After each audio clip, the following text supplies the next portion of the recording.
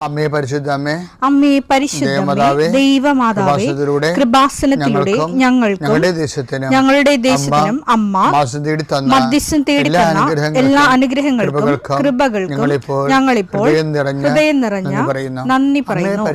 അമ്മേ പരിശുദ്ധമ്മേ, ദൈവമാതാവേ, 2004 ഡിസംബർ 7 ഉച്ചകഴിഞ്ഞ് 2:30 കൃപാസനത്തിൽ സംഭവിച്ച അമ്മയുടെ പ്രത്യക്ഷപ്പെടലിനെ കുറിച്ച് തിരുസഭയ്ക്ക് സമർപ്പിച്ചിരിക്കുന്ന പഠനരേഖകളുടെ മേൽ സഭാത്മകമായ പഠനം ആരംഭിക്കുവാൻ ഞങ്ങൾ പ്രാർത്ഥിക്കുന്നു.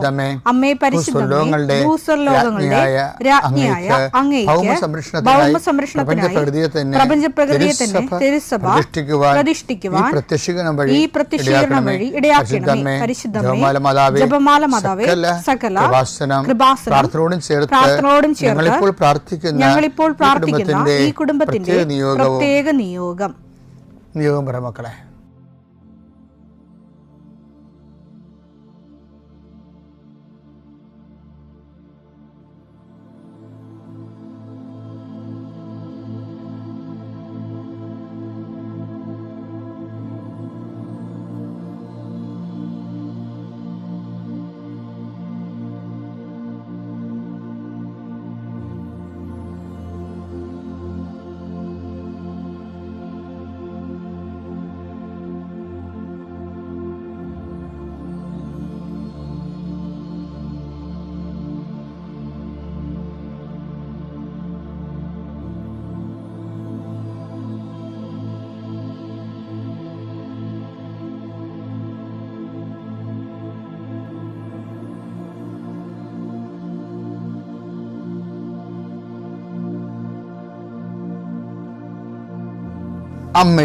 അമ്മയുടെ പ്രത്യക്ഷീകരണത്തിന്റെ ഈ അനുഗ്രഹവേളയിൽ ഞങ്ങൾക്ക് സാധിച്ചു തരുവാൻ കനിയണമേ. ആമേൻ. വിശ്വാസ പ്രമാണം.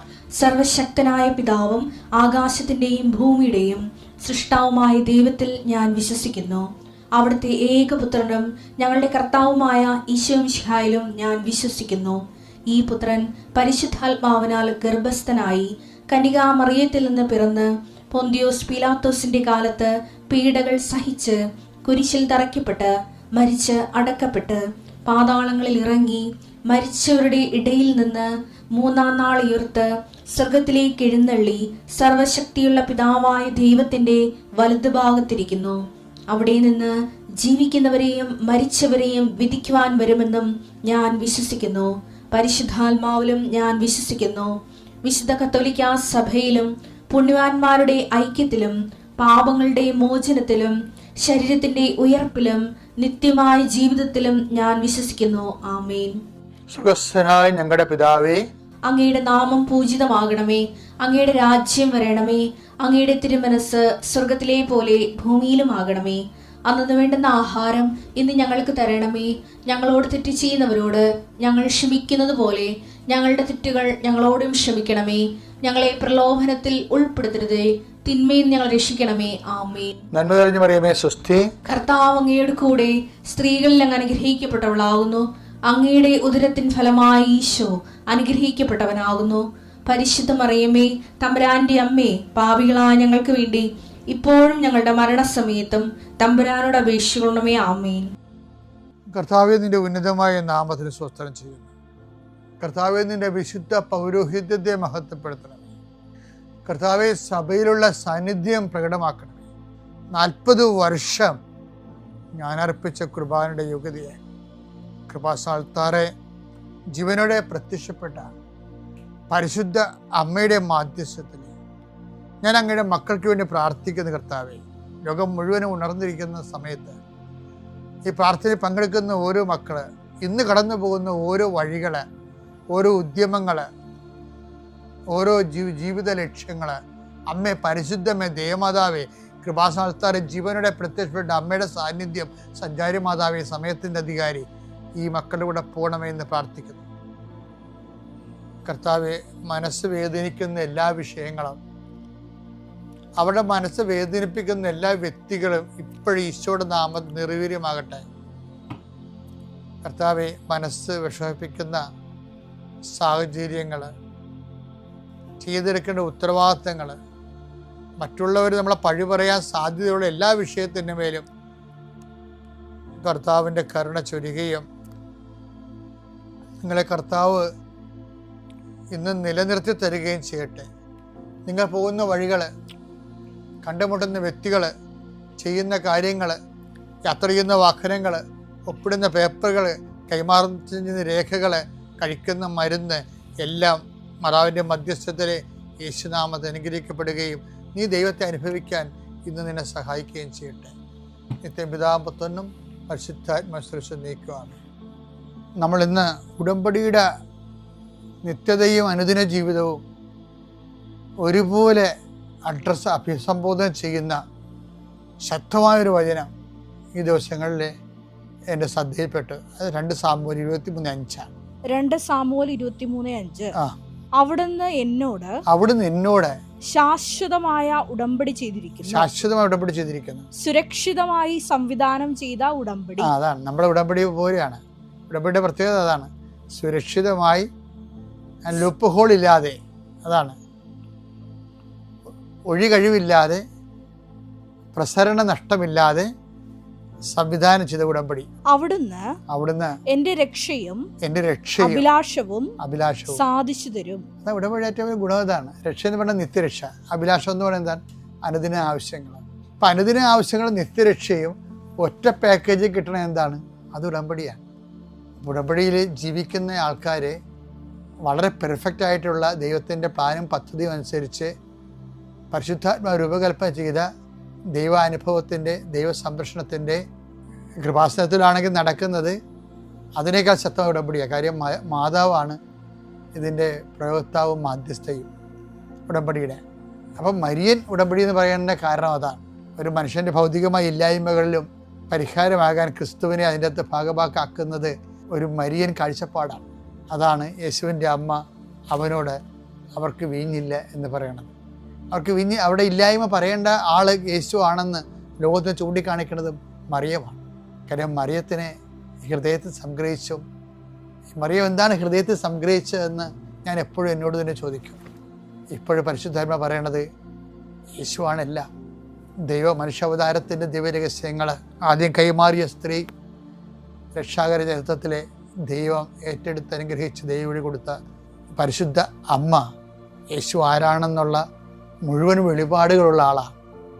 അതുകൊണ്ടാണ് ഈ ഇല്ലായ്മ വന്നപ്പോഴും യേശുവിൻ്റെ അമ്മ അവനോട് പറഞ്ഞു അവർക്ക് വീഞ്ഞില്ല.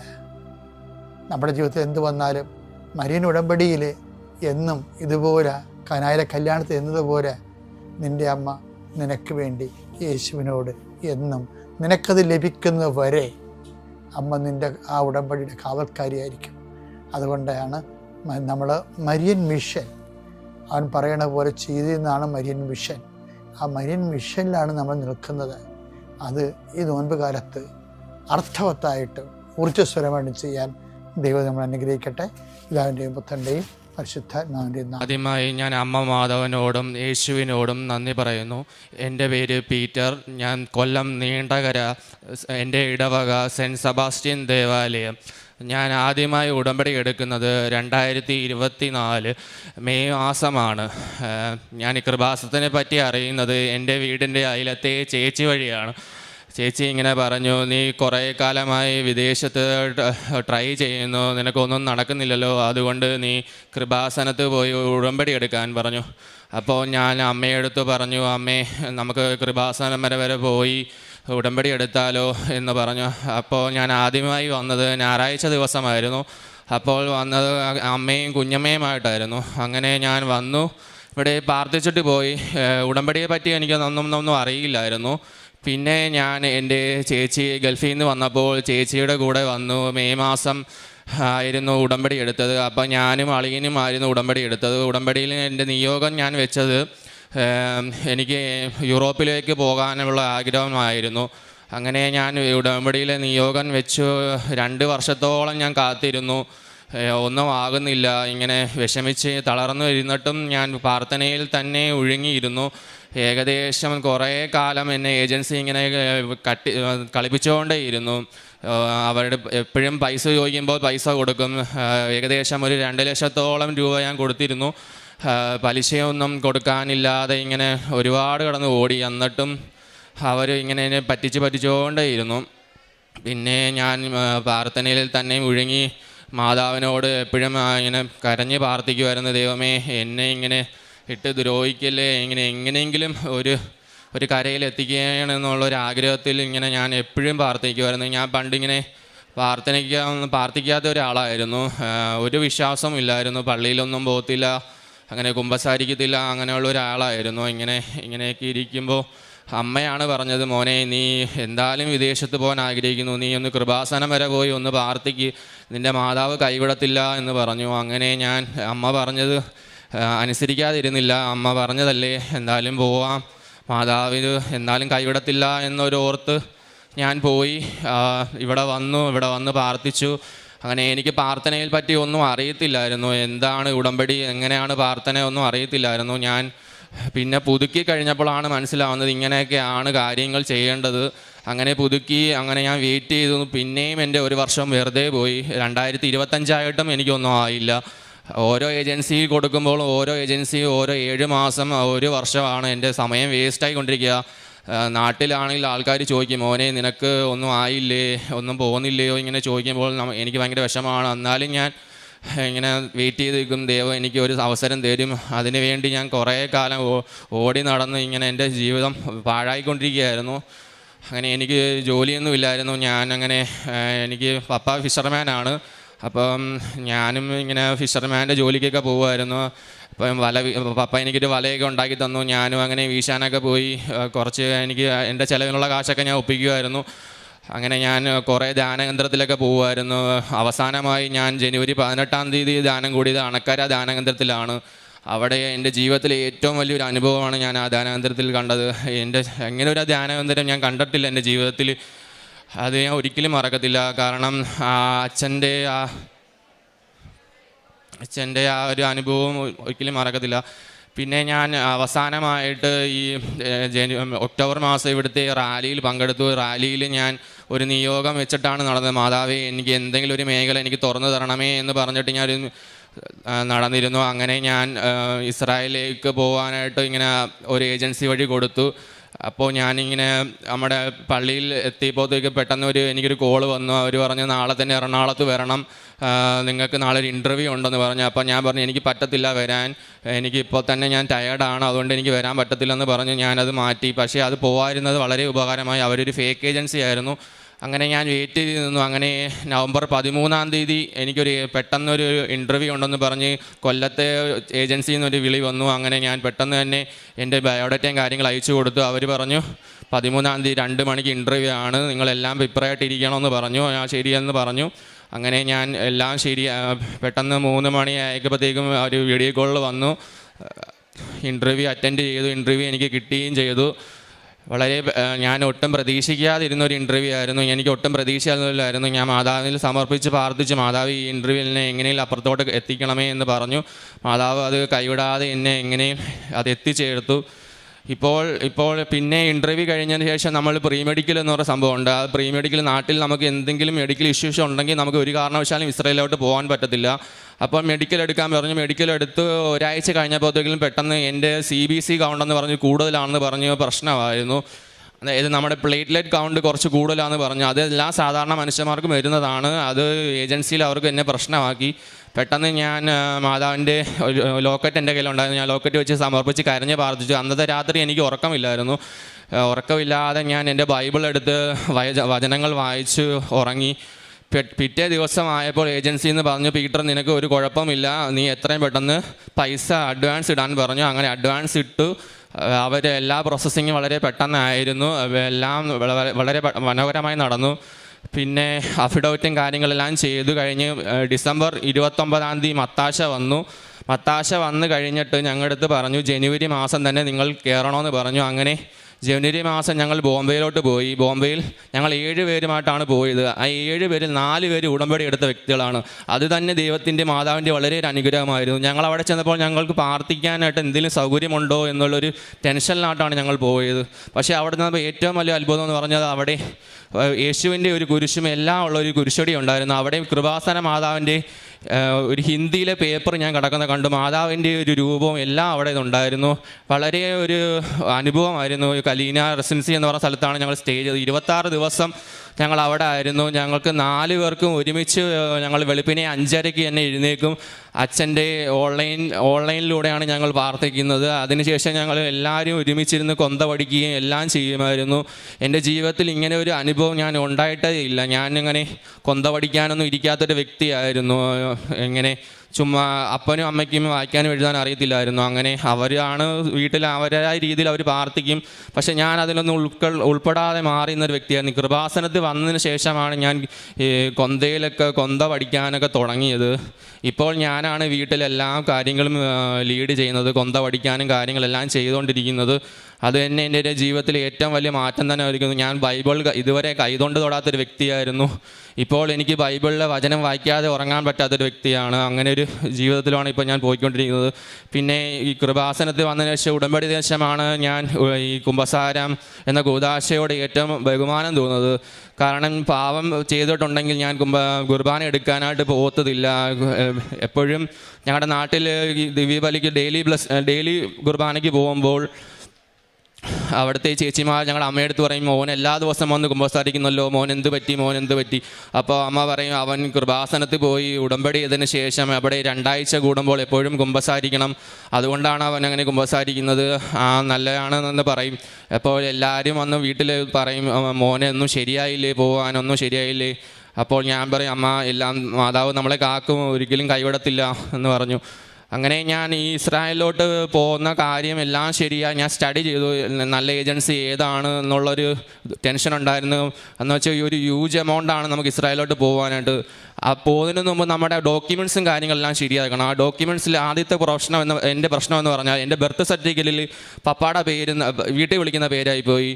അതാണ് വലിയൊരു പ്രശ്നമായിരുന്നു. അങ്ങനെ അത് മാറ്റാൻ വേണ്ടി ഞാൻ കുറേ കടന്നു ഓടി. പെട്ടെന്ന് തന്നെ ഞാൻ മാതാവിനോട് വിളിച്ചപേക്ഷിച്ച്, മാതാവ് ഇത് എങ്ങനെയെങ്കിലും ഒന്ന് 1 മാസത്തിനുള്ളിൽ എനിക്ക് ശരിയാക്കി തരണമേ എന്ന് പറഞ്ഞു. കാരണം ഒരിടത്ത് ഇൻ്റർവ്യൂ നടക്കുന്നു, ഒരിടത്ത് ഈ സംഭവം നടക്കുന്നു. കാരണം ഇലക്ഷൻ്റെ തിരക്ക് കാരണം ഈ ഡിലേ വരുന്നുള്ള ടെൻഷൻ ഉണ്ടായിരുന്നു. അങ്ങനെ ഞാൻ പല വാതികളിൽ മുട്ടി. അങ്ങനെ മാതാവായിട്ട് എനിക്കത് 1 മാസം കൊണ്ട് തന്നെ എത്രയും പെട്ടെന്ന് തന്നെ എനിക്ക് എൻ്റെ ബർത്ത് സർട്ടിഫിക്കറ്റ് ശരിയാക്കി തന്നു. അതൊന്നും എൻ്റെ ഒരു ഭാഗ്യം, എൻ്റെ ഒരു കഴിവ് കൊണ്ടൊന്നും അല്ല ഞാൻ ഇപ്പോൾ ഈ സന്നിധി നിൽക്കുന്നത്. മാതാവിൻ്റെ ഒരു കൃപ കൊണ്ട് മാത്രമാണ് ഞാൻ ഇവിടെ നിൽക്കുന്നത്. എല്ലാം ശരിയാക്കി തന്ന മാതാവിനോടും നന്ദി പറയുന്നു. ഒരിക്കലും ഞാനിങ്ങനെ എത്തുമോ, എവിടെ എത്തിച്ചേരുമോ എന്ന് എനിക്ക് അറിയത്തില്ലായിരുന്നു. ഒന്നും നടക്കത്തില്ല എന്നുള്ളൊരു ചിന്തയായിരുന്നു എൻ്റെ മനസ്സിൽ. എപ്പോഴും ആകുലതയായിരുന്നു. മാതാവിനോടും അമ്മയോടും യേശുവിനോടും നന്ദി പറയുന്നു. പിന്നെ ഞാൻ കാരുണ്യ പ്രവൃത്തി എന്ന് പറഞ്ഞത് ഞാൻ എല്ലായിടത്തും പോകുമായിരുന്നു. കുടുംബടി പത്രം കൊടുക്കുമായിരുന്നു. പിന്നെ അനാഥാലയത്തിൽ പോയി ഫുഡൊക്കെ കൊടുക്കുമായിരുന്നു. സിസ്റ്റർ മഠത്തിലൊക്കെ പോകുമായിരുന്നു.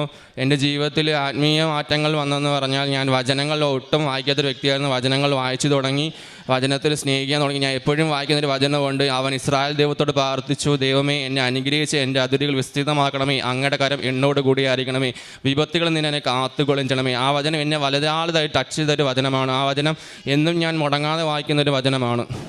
യേശുവിനോടും യേശു മാതാവിനോടും ഞാൻ നന്ദി പറയുന്നു. കർത്താവിൻ്റെ സ്നേഹം ഒരിക്കലും അസ്തമിക്കുന്നില്ല, അവിടുത്തെ കാരുണ്യം അവസാനിക്കുന്നില്ല. ഓരോ പ്രഭാതത്തിലും അത് പുതിയതാണ്. അവിടുത്തെ വിശ്വസ്തത ഉന്നതമാണ്. വിലാപങ്ങളുടെ പുസ്തകം 3-ാം അധ്യായം 22-23 വചനങ്ങളാണ്. ഇസ്രായേലിലേക്കുള്ള വിഷയമായിട്ടാണ് പരിശുദ്ധമ്മയുടെ ആലയത്തിൽ നന്ദി പറയാനായിട്ട് വന്നത്. ഒരു കാര്യം നമ്മുടെ ജീവിതത്തിൽ ക്ലിയറാണ്. വിശ്വാസത്തോടെ പ്രാർത്ഥിക്കുന്നതെല്ലാം നിങ്ങൾക്ക് ലഭിക്കുമെന്ന് മത്തായിയുടെ സുവിശേഷം 21-ാം അധ്യായം 22-ാം വചനം പറയുന്നത് പോലെ വിശ്വാസത്തിൽ നിലനിൽക്കുവാനുള്ളതാണ് ഉടമ്പടി ജീവിതത്തിൻ്റെ ഏറ്റവും വലിയ പ്രാധാന്യം. ഉടമ്പടി എടുത്താൽ മാത്രം പോരാ, ഉടമ്പടി ജീവിതത്തിൽ നിലനിൽക്കുവാനും തീഷ്ണതയോടെ ഉടമ്പടി നിബന്ധനകൾ പാലിക്കുവാനുമുള്ള അനുഗ്രഹത്തിനായിട്ടാണ് ഈ മകൻ പ്രാർത്ഥിച്ചത്. സമയച്ചുരുക്കത്തിൻ്റെ അമ്മയാണ്. ആ അമ്മയോട് പ്രാർത്ഥിക്കുന്ന ഓരോ കാര്യങ്ങളും നമ്മൾ വിശ്വസ്തയോടെ വിശ്വാസത്തോടെ വരുമ്പോൾ പെട്ടെന്ന് അമ്മയെല്ലാം നടത്തി തരുന്നതാണ്. കാനായിലെ കല്യാണത്തിനും സമയത്തിൻ്റെ മേൽ അധികാരമുള്ള അമ്മയാണ് ചെന്ന് പറഞ്ഞത് ഈശോയോട്, അവർക്ക് ഇതിൻ്റെ കുറവുണ്ട്, അവർക്ക് ഇതിൻ്റെ ആവശ്യമുണ്ട് എന്ന്. ആ അമ്മ തന്നെയാണ് ഇന്നും നമ്മുടെ ഓരോ കാര്യങ്ങളും ഇപ്പോഴാക്കുന്നത്. നമ്മുടെ ഓരോ കാര്യങ്ങളും നമ്മൾ ചെന്ന് പറയുമ്പോൾ നമ്മുടെ ജീവിതാവസ്ഥ കണ്ട്, നമ്മുടെ വിശ്വാസം കണ്ട്, നമ്മുടെ സ്നേഹം, ദൈവസ്നേഹം കണ്ട് അമ്മയാണ് നമ്മുടെ ഓരോ കാര്യങ്ങളും ഈശോയോട് ചെന്ന് പറയുന്നത്. ഈ മകന് പീറ്റർ വിശ്വാസത്തോടെ നിലനിൽക്കാൻ സാധിച്ചു 1 വർഷത്തോളം. വീണ്ടും വീണ്ടും ആ മകന് വിശ്വാസത്തിലേക്ക് വരാൻ സമയമെടുത്തു. പക്ഷേ ഒരു നല്ലൊരു വിശ്വാസത്തിലായി കഴിഞ്ഞപ്പോൾ ഈ മകൻ്റെ കാര്യങ്ങളെല്ലാം പെട്ടെന്ന് തന്നെ സമയച്ചുരുക്കത്തിൻ്റെ അമ്മയാണ് കൂടെ നിന്നെല്ലാം നടത്തി കൊടുത്തത്. ആ വിശ്വാസത്തെ തുടരുക എന്നായിരുന്നു ഏറ്റവും പ്രാധാന്യം. തീഷ്ണതയോടെ ഈശോയിൽ ചേർന്ന് നിന്ന് ഈ മകന് വിശ്വാസം നഷ്ടപ്പെടാതെ, നിരാശപ്പെടാതെ, പ്രതീക്ഷയോടെ ഈ മകൻ തക്ക സമയത്തിന് ദൈവത്തിൻ്റെ സമയത്തിനായിട്ട് ദൈവത്തിൻ്റെ ഇഷ്ടം അനുസരിച്ച് നടക്കട്ടെ എന്ന് പറഞ്ഞുകൊണ്ട് നല്ലൊരു വിശ്വാസ ജീവിതം നയിച്ച് ദൈവത്തിൻ്റെ ഇഷ്ടത്തിനായി കാത്തിരുന്നു. അങ്ങനെയാണ് ഈ മകൻ ഇന്ന് ഇസ്രായേലിലേക്ക് പോകാനായിട്ട് റെഡിയായിട്ട് നിൽക്കുന്നത്. നമ്മുടെ ജീവിതത്തിലും പലപ്പോഴും ഉത്തരം കിട്ടാത്ത പ്രാർത്ഥനകൾ കാണാം. ദൈവം എന്തേ, ദൈവം എവിടെ, എന്താ എൻ്റെ പ്രാർത്ഥന കേൾക്കാത്ത എന്ന് ചോദിക്കാം. എല്ലാം നല്ലതിനായിട്ട് കാത്തുവെക്കുന്ന ദൈവമാണ്. എല്ലാം നമ്മുടെ നന്മയ്ക്കായിട്ട് കരുതി വയ്ക്കുന്ന ദൈവമാണ് നമ്മുടെ കൂടെ ഉള്ളത്. എല്ലാം നമ്മുടെ നല്ലതിനാന്ന് വിശ്വസിച്ചുകൊണ്ട് നമുക്ക് നമ്മുടെ വിശ്വാസം കൈവിടാതെ തീഷ്ണതയോടെ വിശ്വാസ ജീവിതം നമുക്ക് മുന്നോട്ട് നയിക്കാം. നമ്മുടെ ഉടമ്പടി ജീവിതം ഭക്തിയോടെ നയിക്കുവാൻ നമ്മെല്ലാവരെയും ദൈവം നമ്മെ അനുഗ്രഹിക്കട്ടെ എന്ന് പ്രാർത്ഥിച്ചുകൊണ്ടും പീറ്ററിനും കുടുംബത്തിനും ലഭിച്ച എല്ലാ അനുഗ്രഹങ്ങൾക്കും നമ്മൾക്ക് കരങ്ങളടിച്ച് ദൈവത്തെ മഹത്വപ്പെടുത്താം. യേശുവേ നന്ദി, യേശുവേ സ്തുതി. എൻ്റെ പേര് സിന്ധു. ഞാൻ ആദ്യം ഈശോയ്ക്കും അമ്മയ്ക്കും നന്ദി പറയുകയാണ്. കൊല്ലം കുണ്ട്രയിൽ നിന്നാണ് ഞാൻ വരുന്നത്. 2000 ഞാനിവിടെ വന്ന് ഈ കൃപാസനത്തെക്കുറിച്ച് കേട്ട് പ്രാർത്ഥിച്ച് പോയതാണ്. അന്ന് ഞാൻ ഉടമ്പടി എടുത്തിട്ടില്ലായിരുന്നു. കാരണം ഒരുപാട് ജനങ്ങളുള്ളത് കൊണ്ട് എനിക്ക് ഉടമ്പടി എടുക്കാൻ പറ്റിയില്ല. അങ്ങനെ ഞാൻ എൻ്റെ അമ്മയോട് പറഞ്ഞ് എന്നെ എന്ന് ഉടമ്പടി എടുക്കാൻ അമ്മ വിളിക്കുന്നോ അന്ന് ഞാൻ വരാം എന്നും പറഞ്ഞാൽ പോയത്. പക്ഷേ 2025 19-ാം തീയതി ഞാനിവിടെ വന്ന് ഉടമ്പടി എടുത്ത് അതിനുള്ളിൽ തന്നെ എനിക്ക് ഒരു ഭവനമില്ലായിരുന്നു. ഞാൻ കൊല്ലത്ത് എൻ്റെ മകൾ LLBക്ക് പഠിക്കുന്ന സമയത്ത് കേരളപുരത്ത് വാടകയ്ക്ക് താമസിക്കുകയായിരുന്നു. ഞാൻ എന്നും പ്രാർത്ഥിക്കുമായിരുന്നു. ഞാൻ അവിടെ അടുത്ത് തന്നെ പള്ളിയും ഒക്കെ ഉണ്ട്. അപ്പോൾ എപ്പോഴും പറയും എനിക്കിവിടെ വന്ന് അമ്മയെ കണ്ട് പ്രാർത്ഥിക്കാനും എനിക്ക് കൃപാസനത്തിൽ പോകാനും ഒക്കെ ഉള്ളൊരവസരം അവിടുന്ന് പറ്റുമല്ലോ. അതുകൊണ്ട് എനിക്കൊരു ഭവനം ഒരുക്കി തരണം. അതുപോലെ തന്നെ എൻ്റെ മകളുടെ വിദ്യാഭ്യാസം, അവളുടെ ജോലി, വിവാഹം, ഇങ്ങനെയുള്ള കാര്യങ്ങളൊക്കെ ഞാൻ ഇങ്ങനെ നിന്ന് പറയുമായിരുന്നു. എന്നും ഞാൻ വിശ്വാസ ജീവിതത്തിൽ 6 വർഷം കൊണ്ട് ഞാൻ എൻ്റെ അപ്പൻ്റെയും അമ്മയുടെയും ആ വിശ്വാസത്തിലാണ് ജീവിച്ചു പോകുന്നത്. അത് കഴിഞ്ഞിട്ട് എനിക്ക് ആ നിശ്ചിത സമയം കൊണ്ട് തന്നെ എനിക്കൊരു ഭവനം ഒരുക്കാൻ പറ്റി. ഞാൻ ഉദ്ദേശിച്ച സ്ഥലത്ത് തന്നെ. ഞാൻ സമയം നോക്കുകയോ അങ്ങനെ ഒന്നും ചെയ്യാത്ത ഒരാളാണ്. ബൈബിളും എൻ്റെ പിതാവിൻ്റെയും മാതാവിൻ്റെയും പടവും ഒക്കെയായി ഒരു മെഴുകുതിരിയുമായാണ് ഞാൻ ആ വീടിനകത്ത് കടന്നത്. അതിനുശേഷം ആദ്യം വെള്ളത്തിനൊന്നും ഒരു കുഴപ്പമില്ലായിരുന്നു. ഒരു ദിവസം നോക്കുമ്പം 7 തൊടിയിൽ നിറഞ്ഞ് വെള്ളം കിടക്കുന്ന ആ കിണറ്റിൽ വെള്ളം ടാപ്പ് തുറക്കുമ്പോഴെല്ലാം ചായയുടെ കളറിലാണ് വെള്ളം വരുന്നത്. ആകെ വിഷമിച്ച് എന്ത് ചെയ്യുമെന്നറിയാതെ പകച്ചു നിന്നിട്ട് അമ്മയെ നോക്കി പ്രാർത്ഥിച്ച് ഇതിങ്ങനെ ആയ പറ്റത്തില്ലല്ലോ. എന്താ ഞാൻ ആരോടും ചോദിച്ചിട്ടല്ലല്ലോ, എൻ്റെ അമ്മയുടെ അടുത്തും എൻ്റെ അപ്പൻ്റെ അടുത്തും മാത്രമല്ലേ ഞാൻ അനുവാദം ചോദിച്ചത് വാങ്ങിച്ചത്. ഇതിനെന്താ വേണ്ടുന്നത് ചെയ്യണമെന്ന് പറഞ്ഞു. അങ്ങനെ അത് പെട്ടെന്ന് തന്നെ മാറുകയും ചെയ്തു. അത് കഴിഞ്ഞ് ഞാനെന്നും പ്രാർത്ഥനയിലും മറ്റും ആയിട്ട് മുന്നോട്ട് പോയിക്കൊണ്ടിരിക്കുക. എൻ്റെ ഹസ്ബൻഡും ഇത് തന്നെയാണ്, കൊന്ത ചൊല്ലി പ്രാർത്ഥനയൊക്കെ ചെയ്യുന്ന ആളാണ്. ഞാൻ അവരെ ഒന്നും നിർബന്ധിച്ചിട്ടില്ല. മകളെയും നിങ്ങളെന്താ വിശ്വസിച്ചോളൂ എന്നേ ഞാൻ പറയാറുള്ളൂ. പക്ഷെ ഞാൻ എപ്പോഴും പ്രാർത്ഥിക്കുമായിരുന്നു, ഈ കർത്താവിൻ്റെയും മാതാവിൻ്റെയും വിശ്വാസത്തിൽ എൻ്റെ കുടുംബത്തെ കൊണ്ടുവരണേന്ന്. അത് സംഭവിക്കുകയും ചെയ്തു. അവർ പ്രാർത്ഥനയിൽ അവർ തന്നെ സ്വയം തിരഞ്ഞെടുത്ത് കൊന്ത ചൊല്ലി അവർ പ്രാർത്ഥിക്കുമായിരുന്നു. അത് കഴിഞ്ഞിട്ട് എൻ്റെ ഈ മുട്ടിന് അവിടെ ഒരു പള്ളിയുണ്ട്. എനിക്ക് അവിടെ പോയി എല്ലാ ഞായറാഴ്ചകളും ഞാൻ അവിടെ പോകാറുണ്ട്. പോയി പ്രാർത്ഥിക്കുമ്പം എനിക്ക് കുർബാന സ്വീകരിക്കാൻ പറ്റത്തില്ലല്ലോ. അതുകൊണ്ട് ഞാൻ അവിടെ നിന്ന് പറയും, ഞാൻ മനസ്സാ കുർബാന സ്വീകരിച്ച ഒരാളാണ് എൻ്റെ അപ്പ എന്ന് പറയും. പറഞ്ഞു കഴിഞ്ഞിട്ട് എൻ്റെ ഈ മുട്ടിൻ്റെ പ്രശ്നം അവിടുന്ന് ഞാൻ ഇവിടെ കൃപാസനത്തിൽ വന്നപ്പോൾ ഞാൻ അമ്മയോട് പറഞ്ഞ്, എൻ്റെ അടുത്തൊരു പള്ളി ഉണ്ടല്ലോ അമ്മേ, എനിക്ക് അവിടെ ചെന്നൊന്ന് മുട്ടുമേലൊന്ന് നിന്ന് പ്രാർത്ഥിക്കാൻ പറ്റുന്നില്ലല്ലോ, എന്താ ഇതിങ്ങനെ, ഞാൻ ഇത്രയും പൂർണ്ണമായും നിങ്ങളെ വിശ്വസിക്കുന്നതാണല്ലോ, എന്നിട്ട് എനിക്കതൊന്നും പറ്റുന്നില്ലല്ലോ എന്ന് പറഞ്ഞ് ഞാൻ വിഷമിച്ചിട്ടാണ് പോയത്. പക്ഷേ ആ പള്ളിയുടെ ഉദ്ഘാടന ദിവസം തന്നെ എനിക്ക് ആ ആൾത്താര ഇവിടുന്ന് അതിനേക്കാൾ കൂടുതൽ ദൂരമുണ്ട്. അവിടുന്ന് ഞാൻ മുട്ടുമ്മേ നിന്നിട്ട് എഴഞ്ഞ് അൾത്താരയുടെ അവിടം വരെ വന്ന് നമസ്കരിച്ച് അന്ന് മുതൽ ഇന്ന് വരെ എൻ്റെ മുട്ടിൻ്റെയും അതുപോലെ തന്നെ ഇടത്തെ കാലിൻ്റെ ഉപ്പൂറ്റിയുടെയും വേദന, ഇവിടുത്തെ തൈലം തൊട്ടാണ് ഞാൻ എന്തെങ്കിലും വേദന അനുഭവപ്പെടുമ്പോൾ ഞാൻ പെട്ടെന്ന് തന്നെ ആ തൈലം എടുത്ത് തൊട്ട് എന്നിട്ട് അതുമല്ല, നമ്മളെല്ലാം വിശ്വസിക്കേണ്ടുന്ന വേറൊരു കാര്യമുണ്ട്. അമ്മയെ എനിക്കൊരു കന്യാസ്ത്രീ അമ്മയാണ് ഈ മാതാവിൻ്റെ പടം ആദ്യമായി എനിക്ക് തരുന്നത്. അതെൻ്റെ ഈ വീടിനകത്ത് ഞാൻ വെച്ചിട്ടുണ്ട് കർത്താവിൻ്റെ കൂടെ. ഞാൻ അതിൽ നോക്കി പ്രാർത്ഥിച്ച് കഴിഞ്ഞ് പിന്നെ ഇവിടെ വന്ന് ഉടമ്പടി എടുത്തപ്പോഴും എനിക്ക് ഇവിടെ നിന്നും കിട്ടി. എപ്പോഴും എൻ്റെ കയ്യിൽ തന്നെ കാണും അത്. അപ്പോൾ ഞാനിങ്ങനെ എന്നും വിശ്വാസത്തിൽ പ്രാർത്ഥിക്കുകയും വിശ്വാസ പ്രമാണം ചൊല്ലി പ്രാർത്ഥിക്കുകയും ഒക്കെ ചെയ്യും. അതുപോലെ ഈ ഭവനം ഒരുക്കിയത് ഒരു വലിയ പുരേടമായിരുന്നത് പല ഭാഗങ്ങളായി പലരും വാങ്ങിച്ച്. പക്ഷേ എനിക്ക് പറയേണ്ടുന്ന ചെറിയ ചെറിയ കാര്യങ്ങളാണെങ്കിൽ പോലും എൻ്റെ ആ ഭവനത്തിൽ വന്നു കയറുന്ന എല്ലാവരും പറയുന്ന ഒരു കാര്യമുണ്ട്, എന്തൊരു പോസിറ്റീവ് എനർജിയായി ഈ ഭവനത്തിന് എന്ന് ചോദിക്കും ആര് വന്നാലും. കാരണം അപ്പം ഞാൻ പറയും, എൻ്റെ കൃപയല്ല, എൻ്റെ അപ്പൻ്റെ അമ്മയുടെയും വാസമായി ഇവിടെ ഉള്ളത്. ഞാൻ എപ്പോഴും പ്രാർത്ഥിക്കുമ്പോൾ ഒരു കാര്യം പറയാറുണ്ട്, തമ്പുരാനെ എൻ്റെ അമ്മേ, ഞാൻ വെറും ഒരു വാടകക്കാരി മാത്രമാണ്, ഇത് എൻ്റെ അപ്പൻ്റെ അമ്മയുടെയും ഭവനമാണ്. ഇവിടെ എന്ത് നടക്കണം എന്ത് നടക്കണ്ടെന്ന് എൻ്റെ അപ്പനും അമ്മയും തീരുമാനിക്കേണ്ടതെന്ന് ഞാൻ പറയാറുണ്ട്. അത് ഞാൻ നിങ്ങളെ ഓർമ്മപ്പെടുത്തുന്നത്, നമ്മളായ എല്ലാ വിശ്വാസികളും അങ്ങനൊരു വിശ്വാസത്തിൽ പോകുമ്പോൾ മാത്രമേ നമ്മളോടൊപ്പം നമ്മുടെ അപ്പനും അമ്മയും നിൽക്കത്തുള്ളൂ. എന്ത് കിട്ടും ഏത് കിട്ടും എന്നല്ല ആദ്യം നമ്മൾ ചിന്തിക്കേണ്ടുന്നത്. നമ്മൾ അവരെ സ്നേഹിച്ച് അവരോടൊപ്പം കൂടി നടന്നാൽ നമ്മൾ എന്ത് ചോദിക്കേണ്ട, നമ്മുടെ ആവശ്യങ്ങളെല്ലാം അവർക്കറിയാൻ പറ്റും, നമ്മളൊന്നും പറയണ്ട. പക്ഷേ എന്നാലും അതിലുപരി മനുഷ്യനായതുകൊണ്ട് ചോദിച്ചു പോകും. നമ്മൾ ചോദിക്കുമ്പം നമുക്ക് കറക്റ്റായിട്ട് സമയബന്ധിതമായി തന്നെ നമുക്കത് കാര്യങ്ങൾ സാധിച്ചു തരും. എന്നിട്ട് ഞാൻ മിക്കവാറും കേൾക്കുന്ന ഒരു കാര്യമുണ്ട്, അത് ഇതിൻ്റെ ഇടയ്ക്ക് ഞാൻ പറയുക, എല്ലാവരും ചോദിക്കുക എത്രാമത്തെ ഉടമ്പടി എടുത്തപ്പോഴാ കാര്യം നടന്നതെന്ന്. അപ്പം ഞാൻ പറയാം, അങ്ങനല്ല ചിന്തിക്കേണ്ടുന്നത്, എത്രാമത്തെ ഉടമ്പടിയിലാണെന്നല്ല, അപ്പൻ്റെ അമ്മയോടും ചേർന്ന് നിൽക്കുമ്പോൾ ഇന്നും എന്നോടൊരാൾ ചോദിച്ചു ഇവിടെ വന്നപ്പോൾ. പക്ഷേ എൻ്റെ മകൾക്ക് ജോലിയുടെ സമയമായി, ഞാൻ ചോദിച്ചതുപോലെ തന്നെ ജോലി തന്നു. അത്രമാത്രം നമ്മൾ അടുത്ത് നിൽക്കുന്നത് കൊണ്ടാണ്. അതുപോലെ ഞാൻ വാഹനം ഓടിക്കുന്ന ആളാണ്. പല പ്രാവശ്യവും നാഷണൽ പെർമിറ്റ് വണ്ടി എന്ന് വെച്ചാൽ പറഞ്ഞുകൂടാ, എന്നാലും എനിക്കൊരു ഇത്തിരി സ്പീഡ് കൂടുതലുള്ള ആളാണ്. ഒരു റേസിംഗ് എഡീഷൻ വണ്ടി എൻ്റെ കയ്യിലിരിക്കുന്നത്. അതുമായിട്ട് നല്ല സ്പീഡിൽ പോകുന്നുണ്ടേ ഞാൻ എന്നാലും നിയമങ്ങൾ പാലിച്ച് തന്നെയാണ് സഞ്ചരിക്കാറുള്ളത്. എത്രയോ പ്രാവശ്യം എന്നെ ആ അപകടങ്ങളിൽ നിന്ന് തട്ടിത്തെറിപ്പിച്ച് പോകുന്നപോലെ തോന്നും. പക്ഷേ ഞാൻ പെട്ടെന്ന് ഒരു നിമിഷം കണ്ണൊന്നടയ്ക്കും, പിന്നെ കാണുന്നത് എന്നെ ആരോ എടുത്തു മാറ്റി നിർത്തിയതുപോലെ എനിക്ക് തോന്നുന്നു. അപ്പോൾ എൻ്റെ ശരീരത്തിനൊരു കുളിരനുഭവപ്പെടും. അത് ഞാൻ ഒരുപാട് പ്രാവശ്യം അനുഭവിച്ചറിഞ്ഞ ആളാണ്.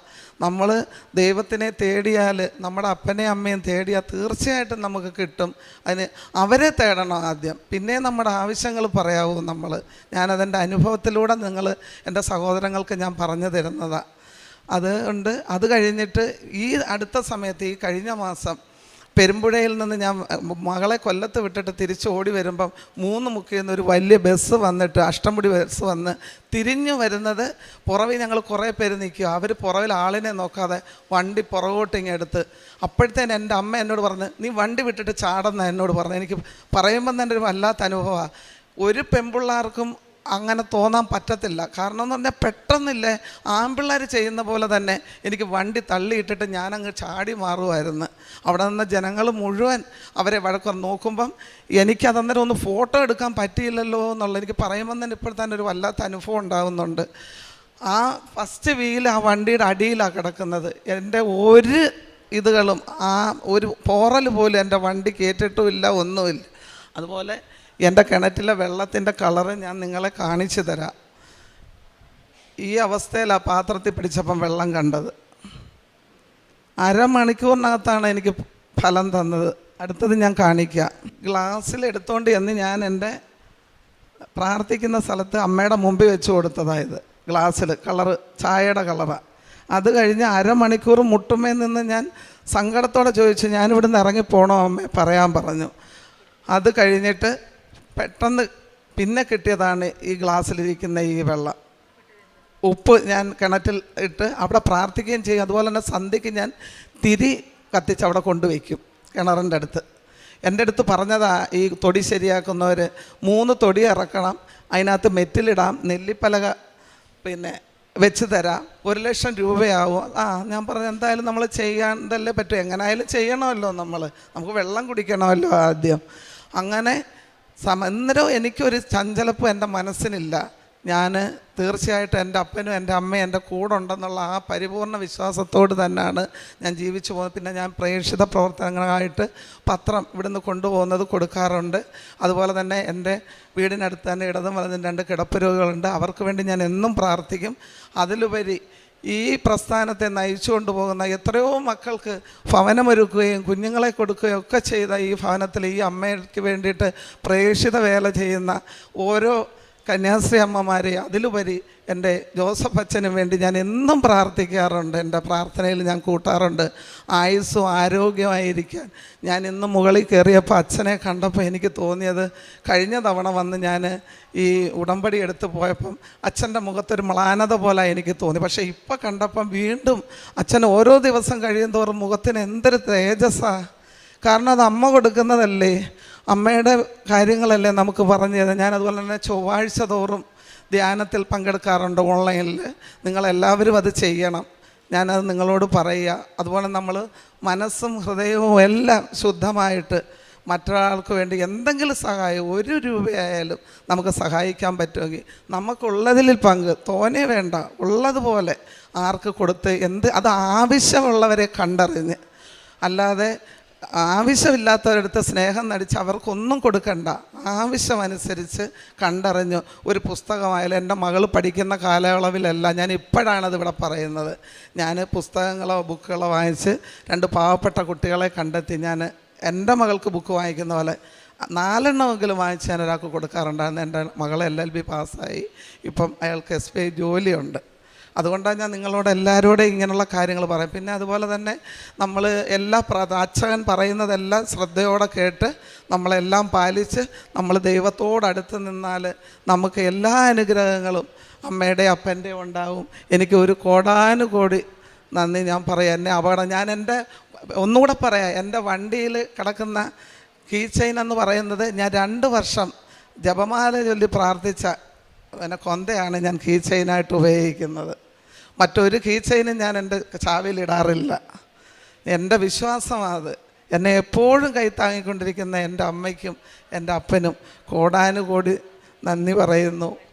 ആത്മീയ ജീവിതം ഞാൻ അന്ന് മുതലേ തന്നെ ഇനി മുന്നോട്ടുള്ള ജീവിതത്തിലും ബൈബിള് ഞാൻ കൊന്ത വായിക്കാറുണ്ട്. ബൈബിളാണ് എൻ്റെ വീട്ടിൽ തുറന്ന് വെച്ചിരിക്കുന്നത്. ഞാൻ മാതാവിൻ്റെ മുമ്പിൽ, കർത്താവിൻ്റെ മുമ്പിലും അതെടുത്ത് എനിക്കിപ്പോൾ കണ്ണിനൊരു ചെറിയ പ്രശ്നമുണ്ട്, ഡോക്ടറെ ഒന്ന് കണ്ട്. അപ്പോൾ വലിയ കുഴപ്പമില്ല. അപ്പോഴും ഞാൻ പ്രാർത്ഥിച്ച് എന്തെങ്കിലും വലിയ കാര്യങ്ങളാണ്. എന്നാലും എനിക്ക് ഒരിക്കലും എനിക്കൊരു ഡൗട്ട് തോന്നാറില്ല ഏത് കാര്യത്തിനും.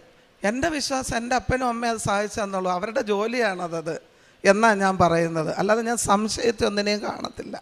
അതാണ് എൻ്റെ ഏറ്റവും വലിയ ഒരു വിജയമെന്ന് ഞാൻ കരുതുന്നത്. അതെൻ്റെ അല്ല, എൻ്റെ അപ്പൻ്റെ അമ്മയുടെയും ആ ധൈര്യം എന്നിലേക്ക് അവർ തന്നിരിക്കുന്നതാണ്. ഞാനത് നിങ്ങളോടും പറയുന്നത് അത് തന്നെ ഉള്ളൂ. ഈ പ്രസ്ഥാനം ഇനി അടുത്ത തലമുറകളിലേക്കും, ഇനി നമ്മുടെ മക്കളും കൊച്ചുമക്കളും ഇനി വരുന്ന തലമുറകളിലേക്കും ഇങ്ങനെ ഒരു കാര്യം ഉണ്ടാകാനും ഇവിടുന്ന് വന്ന് പ്രാർത്ഥിക്കാനും, അതുപോലെ തന്നെ ഇനി ഈ ലോകത്തിൽ ക്രിസ്തുവിൻ്റെ മഹത്വം എന്താണെന്ന് അറിയുവാനും ഒക്കെ ദൈവം നമ്മളെ ഓരോരുത്തരെയും നമ്മുടെ കാലങ്ങൾ കടന്നു പോകുമ്പോൾ മറ്റുള്ളവരിലേക്കും അതുണ്ടാകാൻ ഞാൻ ദൈവത്തോട് 1000 പ്രാർത്ഥനയോടുകൂടി എൻ്റെ ആത്മീയ ജീവിതവും എൻ്റെ കുടുംബജീവിതവും ഞാൻ മുന്നോട്ട് കൊണ്ടുപോവുക. അതുപോലെ തന്നെ എൻ്റെ കുടുംബനാഥൻ നല്ല ആളായിരുന്നു.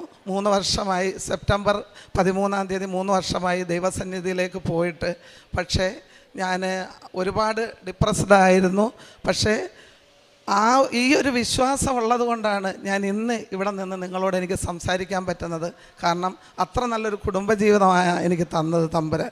പക്ഷേ ജീവിച്ച കാലയളവെല്ലാം എങ്ങനെ ജീവിച്ചു എന്നുള്ളതിലാണ് പ്രധാനം. അല്ലാതെ എന്തിനു വേണ്ടി ജീവിച്ചു എന്നല്ല, നമ്മളെങ്ങനെ ജീവിച്ചു എന്നുള്ളതാണ്. അതിൽ നിന്നെല്ലാം എനിക്ക് ഒരുപാട് കൃപയും നന്ദിയും ഞാൻ എപ്പോഴും ഒരു ഇതിൽ ഞാൻ പറയാറുണ്ട്, എനിക്കത് പറയാൻ പറ്റുമെന്ന് അറിഞ്ഞൂടാ. എനിക്കൊരു ക്രിസ്ത്യാനിയായി ജനിക്കാൻ പറ്റാത്തതിൽ ഞാൻ സത്യമായിട്ടും പറയുക, അതിന് എന്ത് പ്രശ്നമായാലും എനിക്ക് ഒരു ക്രിസ്ത്യാനിയായി ജനിക്കാനും പറ്റില്ല, മാമോദിസ സ്വീകരിക്കാനും പറ്റില്ല, ജ്ഞാനസ്നാനം ചെയ്യാനും പറ്റിയില്ലെന്നുള്ള ഒരു മനോവേദന എനിക്ക് എന്നും ഉണ്ട്. എന്നെ അമ്മ അതിന് ഒരുക്കിയിട്ടുണ്ടെങ്കിൽ എൻ്റെ മരണത്തിന് മുമ്പ് അത് സാധിക്കുമെങ്കിൽ അത് നടക്കട്ടെ. അതല്ല, അടുത്ത ഇനി ഒരു ജന്മം ഉണ്ടെങ്കിൽ എനിക്ക് അങ്ങനെ ഒരു മകളായി ജനിക്കാൻ ഞാൻ എപ്പോഴും ആഗ്രഹിക്കുക. നന്ദി പറയുക ഞാൻ അമ്മയ്ക്കും അപ്പനും. അവൻ എന്നെ വിളിച്ചപേക്ഷിച്ചപ്പോൾ ഞാൻ ഉത്തരമരുളും. അവൻ്റെ കഷ്ടതയിൽ ഞാൻ അവനോട് ചേർന്ന് നിൽക്കും. ഞാൻ അവനെ മോചിപ്പിക്കുകയും മഹത്വപ്പെടുത്തുകയും ചെയ്യും. സങ്കീർത്തനം 91:15 വചനമാണ്. മകളൊരു പ്രത്യേക കാര്യം പറഞ്ഞത്, ഓരോ വ്യക്തികളും ചോദിക്കും എത്ര പ്രാവശ്യം ഉടമ്പടി എടുത്തു, എത്ര പ്രാവശ്യം ഉടമ്പടി പുതുക്കി, എത്ര നാൾ ഉടമ്പടിയിൽ നിന്നു എന്ന് ഓരോ വ്യക്തികൾ ചോദിക്കുമ്പോഴും എനിക്ക് പറയാവുന്ന ഒരേ ഉത്തരവുള്ളൂ, എത്ര പ്രാവശ്യം എന്നല്ല, എത്രമാത്രം സ്നേഹിക്കുന്നു എന്നാണ്. ഈശോയും അമ്മയോട് ചേർന്ന് നിൽക്കുന്നു എന്നാണ്, ഈശോയുടെ അമ്മയെ സ്നേഹിക്കുന്നു എന്നാണ് ഞാൻ നോക്കുന്നത്. ഞാൻ എത്രമാത്രം ഉടമ്പടി പുതുക്കുന്നു, എത്ര മാസങ്ങളാണ് എത്ര വർഷങ്ങളാണ് പോയെന്നല്ല നോക്കുന്നത്. ഞാൻ നോക്കുന്നത് എത്രമാത്രം ഞാൻ ദൈവത്തെ സ്നേഹിക്കുന്നു, ഈശോയെ സ്നേഹിക്കുന്നു, പരിശുദ്ധ അമ്മയെ സ്നേഹിക്കുന്നു എന്ന് മാത്രമാണ്. ഒരക്രൈസ്തവയായ ഒരു സഹോദരിയുടെ വചനങ്ങൾ നമ്മൾ കേൾക്കുമ്പോൾ ഒരുപക്ഷെ നമുക്കും നമ്മുടെ വിശ്വാസത്തെ ഡിസ്റ്റർബ് ചെയ്യുന്ന ഒരു കാര്യമാണ്. നമ്മളിൽ പലപ്പോഴും ഞാൻ 8 പുതുക്കി 6 പുതുക്കി, ഇനി പ്രാർത്ഥിക്കണോ, ദൈവമേ എൻ്റെ കൂടെ ഉണ്ടോ എന്നുള്ളൊരു സംശയം. പക്ഷെങ്കിൽ ഈ സഹോദരി പറഞ്ഞത്, ഞാൻ എത്രമാത്രം പുതുക്കിയെന്നല്ല, എത്രമാത്രം പള്ളിയിൽ വന്നെന്നല്ല, എത്ര പ്രാവശ്യം ഇവിടെ വന്ന് പ്രാർത്ഥിച്ചു എന്നല്ല ഞാൻ നോക്കുന്നത്, ഞാൻ എത്രമാത്രം ഈശോയും അമ്മയെ സ്നേഹിക്കുന്നു എന്നാണ്. നമ്മുടെ ജീവിതത്തിലും ഈശോയും അമ്മയെയും മനസ്സ് തുറന്ന് നമുക്ക് സ്നേഹിക്കാം. ഈ മകള് വേറൊരു കാര്യം പറഞ്ഞത്, പല പ്രാവശ്യം അപകടങ്ങളിൽ പെട്ടിട്ടും നമ്മളെ സംരക്ഷിക്കുന്ന ഒരു ദൈവത്തിൻ്റെ കരങ്ങളാണ് ഈ മകളുടെ ജീവിതത്തിൽ അനുഭവപ്പെട്ടത്. ഒത്തിരി പ്രാവശ്യം അപകടത്തിൽപ്പെട്ടെങ്കിലും ഒരു പോറൽ പോലും ഏൽക്കാതെ ഈശോയും അമ്മയും കരങ്ങളിൽ സംരക്ഷിക്കുകയായിരുന്നു. ഈ മകളും പ്രേക്ഷിത പ്രവർത്തനമായിട്ട് മറ്റുള്ളവർക്ക് സഹായിക്കുകയും ചൊവ്വാഴ്ച ധ്യാനം കൂടുകയും മറ്റുള്ളവർക്ക് ആവശ്യമനുസരിച്ച് സഹായിക്കുകയും ചെയ്യുമെന്നാണ് പറഞ്ഞത്. പിന്നീടുള്ള ഒരു അവസാനമായിട്ട് പറഞ്ഞ വാക്കാണ് ക്രിസ്തുവിനെ മഹത്വപ്പെടുത്തണമെന്ന്. നമ്മൾ ഓരോരുത്തരും ഇവിടെ വന്ന് ഉടമ്പടി എടുത്ത് പ്രാർത്ഥിക്കുമ്പോഴും അറിയാത്തവരെ അറിയിക്കാനും അറിഞ്ഞവരെ ആഴപ്പെടുത്തുവാനുമാണ് ഈശോ നമ്മളെ വിളിച്ചതെന്നും നമ്മുടെ ഒരു സുവിശേഷ പ്രഘോഷണ ജോലി അതാണെന്നും നമുക്കറിയാം. പക്ഷെങ്കിൽ ഈ അക്രൈസ്തവ അമ്മകളുടെ വചനങ്ങൾ ക്രിസ്തുവിനെ മഹത്വപ്പെടുത്താനായിട്ട്, ഈശോയെ കൂടുതൽ അറിയിക്കാനായിട്ടും അറിയുന്നവരെ ആഴപ്പെടുത്തുവാനുമായിട്ടുമാണ് ഈ മകൾ ശ്രമിക്കുന്നത്. നമ്മുടെ ജീവിതത്തിലും നമുക്കും പ്രതീക്ഷിക്കാം, നമ്മൾ ഒറ്റയ്ക്കല്ല. കൃപാസനം അമ്മയിലൂടെ നമുക്കും ദൈവത്തെ വിളിക്കാം. കഷ്ടത തരണം ചെയ്യാൻ സഹിഷ്ണുതയുള്ള ശക്തിയും ദൈവസാന്നിധ്യത്തിൻ്റെ ഉറപ്പും അമ്മ നമ്മുടെ കൂടെ നിന്ന് തരുന്നു. കഷ്ടതയിൽ കൂടെ നിൽക്കുന്ന അമ്മയാണ് പരിശുദ്ധ അമ്മ. ക്രൂശിന് കീഴിൽ നിന്ന അമ്മ നമ്മെയും ഈശോയിലേക്ക് നയിക്കട്ടെ. ഉടമ്പടി ജീവിതം കൂടുതൽ വിശ്വസ്തയോടെ, സ്നേഹത്തോടെ, ഭക്തിയോടെ നമുക്ക് മുന്നോട്ട് നയിക്കാം. സിന്ധു കൃഷ്ണനും കുടുംബത്തിനും ലഭിച്ച എല്ലാ അനുഗ്രഹങ്ങൾക്കും നമ്മൾക്ക് കരങ്ങളടിച്ച് ദൈവത്തെ മഹത്വപ്പെടുത്താം. ആദ്യമായി തന്നെ ദൈവമാതാവിനും ഈശോയ്ക്കും പ്രത്യക്ഷണത്തിന് സാക്ഷി ഉയർത്തിയതിന് ഞാൻ നന്ദി പറയുന്നു. എൻ്റെ പേര് റോൺസ്. ഞാൻ ബാംഗ്ലൂരിൽ നിന്നാണ് വരുന്നത്. എൻ്റെ സ്ഥലം കോഴിക്കോട് കട്ടിപ്പാറ ഇടവകമാണ്. ഉടമ്പടിയോടനുബന്ധിച്ച് എനിക്ക് കിട്ടിയ ആദ്യത്തെ അനുഗ്രഹം എൻ്റെ ജോലിയാണ്. ഞാൻ എൻ്റെ ഡിഗ്രി കംപ്ലീറ്റ് ചെയ്തത് ബാംഗ്ലൂരിൽ നിന്നാണ്. അവിടുത്തെ ക്രിസ്തു ജയന്തി കോളേജ്, അവിടെ നിന്നാണ് ഞാൻ ഡിഗ്രി കംപ്ലീറ്റ് ചെയ്തത്.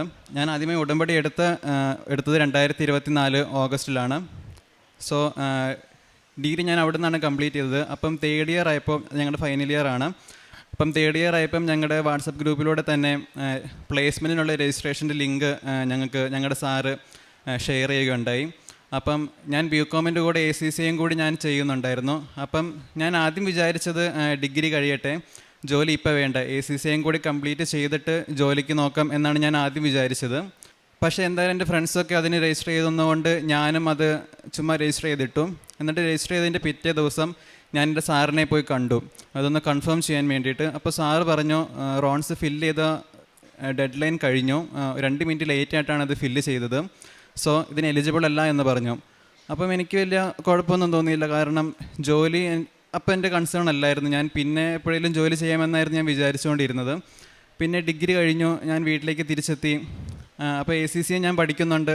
അപ്പോൾ ഈ മാർക്കറ്റിനെ പറ്റി സ്റ്റഡി ചെയ്തപ്പോഴാണ് എനിക്ക് മനസ്സിലായത് ഈ ACCAൻ്റെ കൂടെ ജോലി ചെയ്തുകൊണ്ടും ACCA പഠിക്കാം. കുറച്ച് എഫേർട്ട് ഇട്ടാൽ മതി, കുറച്ചുകൂടെ സമയം മാറ്റി വെച്ചാൽ മതി, ജോലിൻ്റെ കൂടെ തന്നെ ACCA കംപ്ലീറ്റ് ചെയ്യാം. അപ്പം എന്താ പറയുക, ACCA കംപ്ലീറ്റ് ചെയ്യുമ്പോഴത്തേക്കും ഒരു 2-3 കൊല്ലത്തെ എക്സ്പീരിയൻസ് ആവും. അപ്പം അത് കുറച്ചുകൂടെ നല്ലതാണ്. ഒരു ജോബ് മാർക്കറ്റിലേക്ക് ഇറങ്ങുമ്പോൾ ഒരു അപ്പർ ഹാൻഡ് കിട്ടാൻ അത് കുറച്ചുകൂടെ നല്ലതാണെന്ന് എനിക്ക് മനസ്സിലായി. പക്ഷേ എന്താ പറയുക, ഞാൻ എൻ്റെ പ്ലേസ്മെൻറ്റ്സിൽ ഞാൻ രജിസ്റ്റേർഡ് അല്ലായിരുന്നു. സാർ പറഞ്ഞത് ഞാൻ അപ്പോഴാണ് ഓർത്തത്. അപ്പം ഞാൻ എൻ്റെ ഫ്രണ്ട്സിനോട് ഇങ്ങനെ ചോദിച്ചു, എന്തെങ്കിലും ഓപ്പണിംഗ് ഉണ്ടെങ്കിൽ എന്നോട് ഇങ്ങനെ പറയണം, ഞാൻ ജോലി നോക്കുന്നുണ്ട് എന്നൊക്കെ ഫ്രണ്ട്സിനോട് ഇങ്ങനെ പറഞ്ഞു. അപ്പോൾ അവരെനിക്ക് ആ ഗ്രൂപ്പിൽ വന്ന ഒരു മെസ്സേജ് എനിക്ക് ഫോർവേഡ് ചെയ്തു. അതൊരു ഓസ്ട്രേലിയൻ ബാങ്കിൻ്റെ ഓപ്പണിംഗ് ആണ്. അപ്പോൾ അതെനിക്ക് ഫോർവേഡ് ചെയ്തു. അപ്പോൾ അതിൻ്റെ ബെനിഫിറ്റ്സ്, അതിൻ്റെ പാക്കേജൊക്കെ കണ്ടപ്പോൾ എനിക്ക് നല്ലതാണെന്ന് തോന്നി. അപ്പം ഞാൻ ചുമ്മാ അതിനൊന്ന് കൊടുത്തിട്ടു. ആ സമയത്ത് ഞാൻ ഉടമ്പടി എടുത്തിട്ടില്ലായിരുന്നു. എൻ്റെ അച്ചാച്ചനമ്മ ഉടമ്പടി എടുത്തിട്ടുണ്ട്, പക്ഷെ ഞാൻ എടുത്തിട്ടില്ലായിരുന്നു. അന്ന് എനിക്ക് കൃപാസന മാതാവിൽ അത്ര വലിയ വിശ്വാസമില്ലായിരുന്നു. കാരണം ഞാൻ ചോദിച്ചുകൊണ്ടിരുന്നത് എല്ലാ പള്ളിയിലും മാതാവുണ്ട്, എല്ലായിടത്തും മാതാവിൻ്റെ രൂപങ്ങളുണ്ട്, ഏതെങ്കിലും പള്ളിയിൽ പോയി പ്രാർത്ഥിച്ചാൽ പോരെ, ഏതെങ്കിലും മാതാവിനോട് പ്രാർത്ഥിച്ചാൽ പോരെ എന്നായിരുന്നു ഞാൻ ആദ്യം വിചാരിച്ചുകൊണ്ടിരുന്നത്. അപ്പം അവരാണ് പറഞ്ഞത്, അവരെനിക്ക് ഉടമ്പടിയെപ്പറ്റി ആദ്യം പറഞ്ഞു തന്നു. പക്ഷേ ഞാനത് അത്ര മൈൻഡാക്കിയില്ല. ഈ ജോലി ഇതിന് കൊടുത്തിട്ടതിന് ശേഷം, ഇതിന് അപ്ലൈ ചെയ്തതിന് ശേഷം ഞാൻ ഇത് അവരുടെ കൂടെ എല്ലാ ദിവസവും പ്രത്യക്ഷീകരണ പ്രാർത്ഥന ചെല്ലാൻ തുടങ്ങി, ബൈബിൾ വായിക്കാൻ തുടങ്ങി. അങ്ങനെ അവർ ചെയ്തതെല്ലാം ഞാൻ ഫോളോ ചെയ്യാൻ തുടങ്ങി.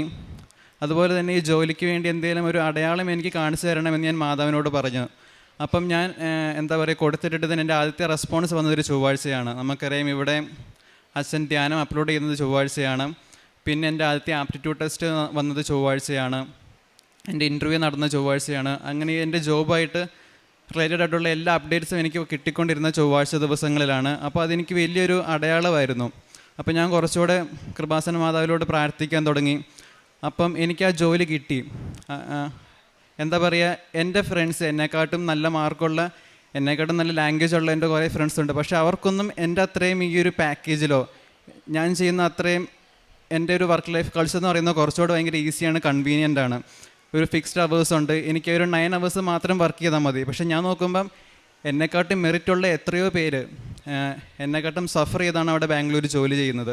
ഇപ്പോൾ IT കമ്പനീസിലൊക്കെ വർക്ക് ചെയ്യുന്നവർക്ക് നമുക്കറിയാമോ, ഓൾമോസ്റ്റ് 20 അവേഴ്സ് ഒക്കെ കണ്ടിന്യൂസ് വർക്ക് ചെയ്യുന്നവരുണ്ടാകും. പക്ഷേ എനിക്ക് നോക്കുമ്പോൾ ഭയങ്കര കൺവീനിയൻ്റ് ആണ്. അപ്പോൾ എനിക്ക് മനസ്സിലായത് എൻ്റെ മെറിറ്റ് കൊണ്ടല്ല, മാതാവിൻ്റെയും ഈശോയുടെ ഒരു അനുഗ്രഹം കൊണ്ടാണ് എനിക്കിത് കിട്ടിയതെന്ന് മനസ്സിലായി. അപ്പം എനിക്ക് കുറച്ചുകൂടി ഉടമ്പടിയിൽ എങ്ങനെ ജീവിക്കണമെന്ന് എനിക്ക് തോന്നി. ഞാൻ ജോലിക്ക് പോകുന്നതിന് മുമ്പ് തന്നെ ഇവിടെ വന്നു, ഞാൻ ഉടമ്പടി എടുത്തു. ഉടമ്പടി എടുത്തിട്ട് ഇവിടുത്തെ പേപ്പറൊക്കെ ആയിട്ടാണ് ഞാൻ ബാംഗ്ലൂർക്ക് ഞാൻ തിരിച്ചു പോയത്. അതാണ് എനിക്ക് കിട്ടിയ ആദ്യത്തെ അനുഗ്രഹം. രണ്ടാമതായി പെട്ടെന്നായിരുന്നു ജോലി കിട്ടിയത്. അപ്പം ഞാൻ അവിടുത്തെ റൂമൊക്കെ വെക്കേറ്റ് ചെയ്ത് പോകുന്നതാണ്. അപ്പോൾ ഞാൻ തിരിച്ച് വന്നപ്പോൾ ഞാൻ എൻ്റെ ഫ്രണ്ട്സിൻ്റെ കൂടെയാണ് ആദ്യം താമസിച്ചത്. അവർ 2 പേരായിരുന്നു. ഒരു 2 BHK 2 റൂമുള്ള ഒരു അപ്പാർട്ട്മെൻറ്റാണ് അവരും എടുത്തത്. ഓരോ റൂമിലും ഓരോ ആൾക്കാർ, അത് ഒക്യുപ്പൈഡായി. ഞാൻ ആദ്യം ഹാളിലാണ് കിടന്നുകൊണ്ടിരുന്നത്. ഞാൻ പറഞ്ഞു ഞാൻ ഹാളിൽ കിടക്കുമെന്ന രീതിയിൽ ഞാൻ സമ്മതിച്ചു. പിന്നെ എൻ്റെ ജോലി ടൈം നോക്കുമ്പം ഓസ്ട്രേലിയൻ ബാങ്ക് ആയതുകൊണ്ട് ചിലപ്പോൾ രാവിലെ 2 മണി 3 മണിക്കൊക്കെ എൻ്റെ ജോലി തുടങ്ങും. അപ്പം എനിക്കെന്താ അത് കുറച്ച് ബുദ്ധിമുട്ടായി തുടങ്ങി. എന്താ പറയുക, ഉറക്കം അങ്ങോട്ട് ശരിയാവുന്നില്ല. പിന്നെ എല്ലാവരും ഒരുമിച്ച് നിൽക്കുമ്പോൾ അതിൻ്റെ ബഹളങ്ങളൊക്കെ ഉണ്ടാവും. അപ്പോൾ എനിക്കത് ശരിക്കും അഫക്റ്റ് ചെയ്യാൻ തുടങ്ങി. അപ്പോൾ എനിക്കൊരു ആഗ്രഹം ഉണ്ടായിരുന്നു, ഈ നിലവിലുള്ള അഗ്രിമെൻറ്റ് കഴിയുമ്പം എനിക്ക് ഒറ്റയ്ക്കൊരു റൂം, ഞാൻ ആദ്യം താമസിച്ചുകൊണ്ടിരുന്ന കോളേജിനടുത്താണ്, അതിൻ്റെ തൊട്ടടുത്തൊരു പള്ളിയൊക്കെ ഉണ്ട്, എനിക്ക് ആ പള്ളിയോട് ചേർന്ന് എനിക്കൊരു റൂം വേണമെന്ന് എനിക്കൊരു ആഗ്രഹം ഉണ്ടായിരുന്നു. ഞാൻ ഒരു ഡേറ്റ് ഇട്ടു, ഓഗസ്റ്റ് 15 മാതാവിൻ്റെ സ്വർഗ്ഗാരോഹണ തിരുനാളിന് മുമ്പായിട്ട് എനിക്കൊരു റൂം വേണം, ഇത്രയാണ് എനിക്ക് കൊടുക്കാൻ പറ്റുന്ന മാക്സിമം റെൻറ്റ് എന്നൊക്കെ ഞാനൊരു ഡെയിലി ബ്രെഡ് കൂടുമ്പം അച്ഛനിങ്ങനെ പറയുമായിരുന്നു, ഡോക്യുമെൻ്റ് സമർപ്പിച്ച് പ്രാർത്ഥിക്കണമെന്ന് അച്ഛനിങ്ങനെ പറയുമായിരുന്നു. അപ്പോൾ അത് പ്രകാരം ഞാനിങ്ങനെ ഡോക്യുമെൻ്റ് ഒന്നുമില്ല, അഗ്രിമെൻ്റ് ഒന്നുമില്ല. അപ്പോൾ ഞാനൊരു വൈറ്റ് പേപ്പറിൽ ഇങ്ങനെ എൻ്റെ കാര്യങ്ങൾ എഴുതിയിട്ടു. എന്നിട്ട് ഞാൻ മാതാവിൻ്റെ ഉപ്പ് ഞാൻ അതിലിട്ട് ഞാൻ പ്രാർത്ഥിക്കും. ഡെയിലി ബ്രെഡ് ഞാൻ അങ്ങനെയായിരുന്നു കൂടിക്കൊണ്ടിരുന്നത്. അപ്പം ഞാൻ അങ്ങനെ പ്രാർത്ഥിക്കാൻ തുടങ്ങി. ഒരു 2 ദിവസം കഴിഞ്ഞപ്പോൾ, ഒരു ഓഗസ്റ്റ് 10 ഒക്കെ ആയപ്പോഴത്തേക്കും ഒരു റൂമിൻ്റെ അപ്പാർട്ട്മെൻറ്റിൻ്റെ ഓണർ എന്നെ വിളിച്ചു, ഇങ്ങനൊരു ഒഴിവുണ്ട്, വരാൻ റീലൊക്കേറ്റ് ചെയ്യാൻ താല്പര്യമുണ്ടോയെന്ന് ചോദിച്ചു. അപ്പോൾ അതെനിക്ക് കിട്ടി വലിയൊരു അനുഗ്രഹമായിരുന്നു. ഞാൻ ചോദിച്ച പോലെ തന്നെ പള്ളിയോട് ചേർന്ന് എനിക്കൊരു റൂം മാതാവ് തന്നു. മൂന്നാമതായിട്ട് ഞങ്ങൾ വീട്ടിലേക്കൊരു വണ്ടി നോക്കുന്നുണ്ടായിരുന്നു. അപ്പം കുറച്ചധിക കാലമായി ഞങ്ങൾ നോക്കുന്നു, പക്ഷേ ഒന്നും അങ്ങോട്ട് ഒത്തു വരുന്നില്ല. ഒരു സെക്കൻഡ് ഹാൻഡ് ആയിരുന്നു ഞങ്ങൾ നോക്കിക്കൊണ്ടിരുന്നത്. അപ്പം ഞങ്ങളൊരു ഏജൻറ്റ് ത്രൂ കോൺടാക്ട് ചെയ്തു. അപ്പം പല പല വണ്ടീസിൻ്റെ ഫോട്ടോസ് അയച്ചു തരും. അപ്പോൾ സെക്കൻഡ് ഹാൻഡ് ആകുമ്പോൾ നമുക്കറിയാം അതിൻ്റെ അവർ പറയുന്നത് ജെനുവിൻ ആണോ അല്ലയോ എന്ന് നമുക്കറിയില്ല. അപ്പം ഞങ്ങൾക്ക് ഇങ്ങനെ ഒരു ആഗ്രഹം ഉണ്ടായിരുന്നു, എന്തെങ്കിലും ഒരു അടയാളം, മാതാവിന് എന്തെങ്കിലും ഒരു അടയാളം കാണിച്ചു തരണം എന്നൊരു ആഗ്രഹം ഞങ്ങളുടെ മനസ്സിലുണ്ടായിരുന്നു. അതും ഞാൻ ഈ പറഞ്ഞ പോലെ ഡെയിലി ബ്രെഡിൽ ഞാനിങ്ങനെ എഴുതിയിട്ട് പ്രാർത്ഥിച്ചു, ഒരു ഇന്ന മോഡൽ വണ്ടി ഇത്ര കിലോമീറ്ററിനുള്ളിൽ എന്ന് ഞാനിങ്ങനെ ഡെയിലി ബ്രെഡിൽ ഞാൻ എഴുതിയിട്ട് പ്രാർത്ഥിച്ചു. അതും ഞാൻ ഉപ്പൊക്കെ ഇട്ടാണ് കൂടിക്കൊണ്ടിരുന്നത്. അപ്പോൾ അതുപോലെ ഞങ്ങൾക്കൊരു ദിവസം ഒരു ആഷ് കളറിൽ, ഒരു ആഷ് സിൽവർ കളറിൽ മാതാവിൻ്റെ അതേ കളറിലൊരു വണ്ടീൻ്റെ ഒരു ഫോട്ടോ ഏജൻറ്റ് ഞങ്ങൾക്ക് അയച്ചു തന്നു. അപ്പം ഞങ്ങൾ അതുമായിട്ട് മുമ്പോട്ട് പോയി. ആ വണ്ടി മാതാവ് ഞങ്ങൾക്ക് നൽകി അനുഗ്രഹിച്ചു. പിന്നെ വർക്ക് ഫ്രം ഹോമിൻ്റെ കാര്യം ഞാൻ ചോദിച്ചായിരുന്നു. ഈ മാതാവിനോട് ഞാൻ ഡെയിലി ബ്രെഡിൽ അത് ഞാൻ എഴുതിയിട്ടു. ഈ നൈറ്റ് ഷിഫ്റ്റൊക്കെ വരുന്നത് കൊണ്ട് എനിക്ക് രാവിലെ 2 മണി 3 മണി, അപ്പം ബാംഗ്ലൂരിൽ നിന്ന് ഓഫീസിലേക്ക് പോകുമ്പം എനിക്ക് നേരത്തെ എണീക്കണം. അങ്ങനെ കുറച്ച് എൻ്റെ ഉറക്കം അങ്ങോട്ട് ശരിയാവുന്നില്ലായിരുന്നു. ഹെൽത്ത് ഇഷ്യൂസൊക്കെ ചെറിയ രീതിയിലുണ്ടായിരുന്നു. അപ്പം ഞാൻ എന്ത് ചെയ്തു, മാധവനോട് ഇങ്ങനെ ചോദിച്ചു, വർക്ക് ഫ്രം ഹോം ആണെങ്കിൽ എനിക്ക് വീട്ടിൽ നിന്ന് വർക്ക് ചെയ്താൽ മതി, ഇത്രയും ബുദ്ധിമുട്ടുണ്ടാവില്ല. അത് ഞാനിങ്ങനെ മാധവനോട് ഇങ്ങനെ ചോദിച്ചു. ഡെയിലി ബ്രെഡിൽ ഞാൻ എഴുതിയിട്ടു, ഉപ്പിട്ട് പ്രാർത്ഥിച്ചു. അത് പ്രകാരം, കാരണം എൻ്റെ ഓഫീസിൽ എൻ്റെ ഡിപ്പാർട്ട്മെൻറ്റ് ഒഴികെ ബാക്കി എല്ലാ ഡിപ്പാർട്ട്മെൻറ്റിനും വർക്ക് ഫ്രം ഹോം ഉണ്ട്. ഞങ്ങളുടെ ഡിപ്പാർട്ട്മെൻറ്റിന് മാത്രമാണ് ഇല്ലാത്തത്. അപ്പം ഞാനത് ഡെയിലി ബ്രെഡിൽ പ്രാർത്ഥിച്ചതിൻ്റെ ഭാഗമായിട്ട് അതും മാതാവ് എനിക്ക് നൽകാൻ അനുഗ്രഹിച്ചു. എനിക്കിപ്പോൾ ഓഫീസിൽ പകുതി ദിവസം പോയാൽ മതി. ഒരു മാസത്തിൽ 20 വർക്കിംഗ് ഡേയ്സ് ഉണ്ടെങ്കിൽ എനിക്ക് 10 ദിവസം മാത്രം അവിടെ നിന്നാൽ മതി. ബാക്കി 10 ദിവസം എനിക്ക് വീട്ടിൽ വരാം. പിന്നെ പ്രേക്ഷിത പ്രവർത്തനമായിട്ട് ഇവിടുന്ന് കിട്ടുന്ന പത്രം, ബാംഗ്ലൂരാണെങ്കിൽ ഞാൻ അവിടുത്തെ പള്ളികളിലൊക്കെ പോയി എനിക്ക് കിട്ടിയ അനുഗ്രഹം പറഞ്ഞ് ഞാൻ അവിടെ കൊടുക്കുമായിരുന്നു. നാട്ടിലാണെങ്കിൽ ഇവിടുത്തെ അങ്ങാടികളിലൊക്കെ പോയിട്ട് ഞാൻ ആൾക്കാരോട് ഇതിനെപ്പറ്റി പറഞ്ഞ് ഞാൻ പേപ്പർ കൊടുത്തുകൊണ്ടിരുന്നു. പിന്നെ കാരുണ്യ പ്രവൃത്തിയായിട്ട് അവിടെ വഴി കാണുന്നവർക്ക് ഞാൻ, വഴിയിൽ സൈഡിലുള്ളവർക്ക് ഞാൻ ഭക്ഷണം മേടിച്ച് കൊടുത്തിട്ടുണ്ട്. പിന്നെ എൻ്റെ സാലറിയിൽ നിന്നൊരു കുറച്ച് തുക ഞാൻ മാറ്റി വെച്ച് പാവപ്പെട്ടവരെ സഹായിക്കാറുണ്ട്. അതുപോലെ തന്നെ എൻ്റെ വീട്ടിൽ വന്നുകൊണ്ടിരുന്ന ചേച്ചി, ആ ചേച്ചി ഞാൻ സാമ്പത്തികമായിട്ട് മാസത്തിൽ നിന്ന് കുറച്ച് ഭാഗം ഞാൻ മാറ്റി വെച്ച് ഞാൻ ആ ചേച്ചിക്ക് കൊടുക്കാറുണ്ട്. പിന്നെ കുടുംബ പ്രാർത്ഥന ഞാൻ കോളേജിൽ പോയപ്പോൾ തൊട്ട് ഞാനത് മുടക്കാറില്ലായിരുന്നു. അപ്പോൾ ഉടമ്പടി എടുത്തതിൻ്റെ ഭാഗമായിട്ട് ഞാൻ അത് ഇതുവരെയും ഞാൻ മുടക്കിയിട്ടില്ല. അതിനോടുകൂടെ തന്നെ ഞാൻ ബൈബിൾ വായന 1/2 മണിക്കൂർ ഞാൻ എല്ലാ ദിവസവും വായിക്കും. പിന്നെ ഒഴിവുള്ള ദിവസങ്ങളിലൊക്കെ ഞാൻ പള്ളിയിൽ പോവും. ഞായറാഴ്ചകളിലാണെങ്കിലും എല്ലാ ദിവസവും ഞാൻ മുടങ്ങാതെ പോവും. ഇപ്പം ഞായറാഴ്ച ഷിഫ്റ്റ് വരികയാണെങ്കിലും ഷിഫ്റ്റ് കഴിഞ്ഞ് വൈകുന്നേരം എവിടെയാണോ കുർബാന ഉള്ളത് അവിടെ വരെ ഞാൻ പോയി കുർബാന കൂടിയിട്ടുണ്ട് ഞായറാഴ്ചകളിൽ. ഇത്രയും അനുഗ്രഹങ്ങൾ നൽകിയ ഈശോയ്ക്കും ദൈവമാതാവിനും നന്ദി പറയുന്നു. പ്രഭാഷകൻ്റെ പുസ്തകം 39-ാം അധ്യായം 32, 33 തിരുവചനങ്ങൾ. ആദ്യം മുതൽ തന്നെ ഇത് എനിക്ക് ബോധ്യപ്പെടുകയാൽ ഞാൻ അതേപ്പറ്റി ചിന്തിച്ച് രേഖപ്പെടുത്തി. കർത്താവിൻ്റെ പ്രവൃത്തികൾ ഉത്തമമാണ്. യഥാസമയം അവിടുന്ന് ആവശ്യങ്ങൾ നിറവേറ്റുന്നു. റോൺസ് എന്ന ഈ മകൻ്റെ പ്രത്യക്ഷീകരണ സാക്ഷ്യമാണ് ഈ മകൻ അൾത്താരയിൽ ഏറ്റുപറഞ്ഞത്. കൃത്യമായും ഇതൊരു എയർലിഫ്റ്റഡ് സാക്ഷ്യമാണ്. പരിശുദ്ധ അമ്മയെ സമീപിക്കുന്നതിന്, ഇവിടെ വന്ന് ഉടമ്പടി എടുക്കുന്നതിന് മുൻപ് തന്നെ ഈ മകൻ്റെ ആസ്തി വളരെ വലുതാണെന്ന് നമുക്ക് മനസ്സിലാക്കാം. വളരെ അനുസരണയോടുകൂടി മാതാപിതാക്കളെ അനുസരിച്ചുകൊണ്ട് അവർക്ക് കീഴ്വഴങ്ങി എപ്പോഴും ഈശോയോടുള്ള ആ സ്നേഹം നിലനിർത്തി പോന്ന ഒരു മകനാണ്. അതുകൊണ്ട് തന്നെ 23-ാമത്തെ വയസ്സിൽ ഈ മകനെ അവൻ ആഗ്രഹിച്ചതെല്ലാം, അവൻ എന്തൊക്കെ എഴുതി പരിശുദ്ധാമ്മയോട് മാധ്യസ്ഥം അപേക്ഷിച്ചു അതെല്ലാം ഈ മകനെ ലഭിച്ചു എന്നാണ് മകനേറ്റു പറയുന്നത്. വഴിതെറ്റിപ്പോകാവുന്ന ഒരു പ്രായത്തിൽ അതിനു മുൻപ് തന്നെ ഈശോയെ സ്വന്തമാക്കി, ഈശോ ആണ് എൻ്റെ ജീവിതത്തിൽ ഏറ്റവും പ്രയോറിറ്റി എന്ന് വ്യക്തമാക്കുന്ന ഒരു വലിയ സാക്ഷ്യത്തിന് നമുക്ക് ഈശോയ്ക്ക് അമ്മയ്ക്ക് നന്ദി പറയാം. സാക്ഷ്യ സ്ഥിരീകരണത്തിനായി കൗണ്ടറിൽ വന്നപ്പോൾ ഈ മകനോട് ചോദിച്ചു, മകന് ജോലി കിട്ടിയല്ലോ, പിന്നെ എന്തിന് ഉടമ്പടി എടുത്തു എന്ന് ചോദിച്ചപ്പോൾ ഈ മകൻ്റെ ഉത്തരമാണ് ഈ ഉടമ്പടിക്കുള്ള ഡെഫിനിഷൻ എന്ന് മനസ്സിലാക്കാൻ സാധിക്കും. ഞാൻ ഉടമ്പടി എടുത്തത് ഈശോയെ സ്നേഹിക്കാൻ, കൂടുതൽ സ്നേഹിക്കാൻ വേണ്ടി മാത്രമാണ്, എൻ്റെ കാര്യങ്ങളുടെ സാധ്യതയ്ക്ക് വേണ്ടിയല്ല എന്നുള്ള ഒരു 100 മാർക്കിൻ്റെ ഉത്തരമാണ് ഈ മകൻ പറഞ്ഞത്. ഈശോയെ സ്നേഹിക്കുന്നുവെന്ന് ഈശോയ്ക്ക് തോന്നണം എന്ന് ജോസഫ് അച്ഛൻ നമ്മെ എപ്പോഴും ഓർമ്മിപ്പിക്കാറുണ്ട്. എൻ്റെ കാരുണ്യ പ്രവൃത്തികളിൽ ഞാൻ ഈശോയെ സ്നേഹിക്കുന്നുവെന്ന് ഈശോയ്ക്ക് തോന്നണം. അപ്പോഴാണ് ഈശോ നമ്മെ ഇഷ്ടപ്പെടുന്നു എന്ന ഗ്രേഡിലേക്ക് നാം കയറുക, പ്രൊമോഷൻ കിട്ടുക എന്ന് അച്ഛൻ നമ്മെ ഓർമ്മിപ്പിക്കാറുണ്ട്. എല്ലാ ചൊവ്വാഴ്ചകളിലും വളരെ അടയാളമെന്നോണം ഈ മകൻ എല്ലാ കാര്യങ്ങളും സാധിക്കുന്നു. മകന് വളരെ അഡ്ജസ്റ്റ് ചെയ്യാൻ റെഡിയായപ്പോൾ ഒരു ഹോളിലാണ് മകന് ജോലി കിട്ടിയപ്പോൾ താമസിച്ചുകൊണ്ടിരുന്നത്. അപ്പോൾ അവിടെ അറ്റാച്ച്ഡ് ബാത്റൂം ഇല്ലായിരുന്നു. അത് കഴിഞ്ഞ് ഡെയിലി ബ്രെഡിൽ മകൻ ഉപ്പിട്ട് എഴുതി വെച്ചു, അമ്മേ എനിക്കൊരു നല്ല റൂം സൗകര്യം വേണം. വളരെ പെട്ടെന്നായിരുന്നു. അതുപോലെ തന്നെ ഓഗസ്റ്റ് 15 എന്നൊരു ഡേറ്റ് ഇട്ടപ്പോൾ അതിനു മുൻപ് ആഗ്രഹിച്ച സമയത്തിന് മുൻപ് തന്നെ ഈ മകനെ അനുഗ്രഹിക്കുന്നതായി, ആവശ്യങ്ങളിൽ അനുഗ്രഹിക്കുന്നതായി നമുക്ക് കാണാം. അതുപോലെ തന്നെ സാമീപ്യം നൽകി, ഞാൻ തന്നെയാണ് നിനക്കൊരു കാറ് നൽകുന്നത്, എൻ്റെ തന്നെ കളറിലുള്ള ഒരു കാറ് ഞാൻ നിനക്ക് നൽകുന്നു. അങ്ങനെ ഈ മകനെ എപ്പോഴും പരിശുദ്ധ അമ്മ സഞ്ചാരി മാതാവ് കൂടെ നടക്കുന്ന ഒരു നല്ല സാക്ഷ്യത്തിന് നമുക്ക് നന്ദി പറയാം. ഏറ്റവും ആദ്യമായി ഈ മകൻ ആഗ്രഹിച്ചത് എനിക്ക് പള്ളിയോട് ചേർന്ന് വേണം, കാരണം എനിക്ക് ദിവ്യബലി മുടക്കാൻ ആഗ്രഹമില്ല.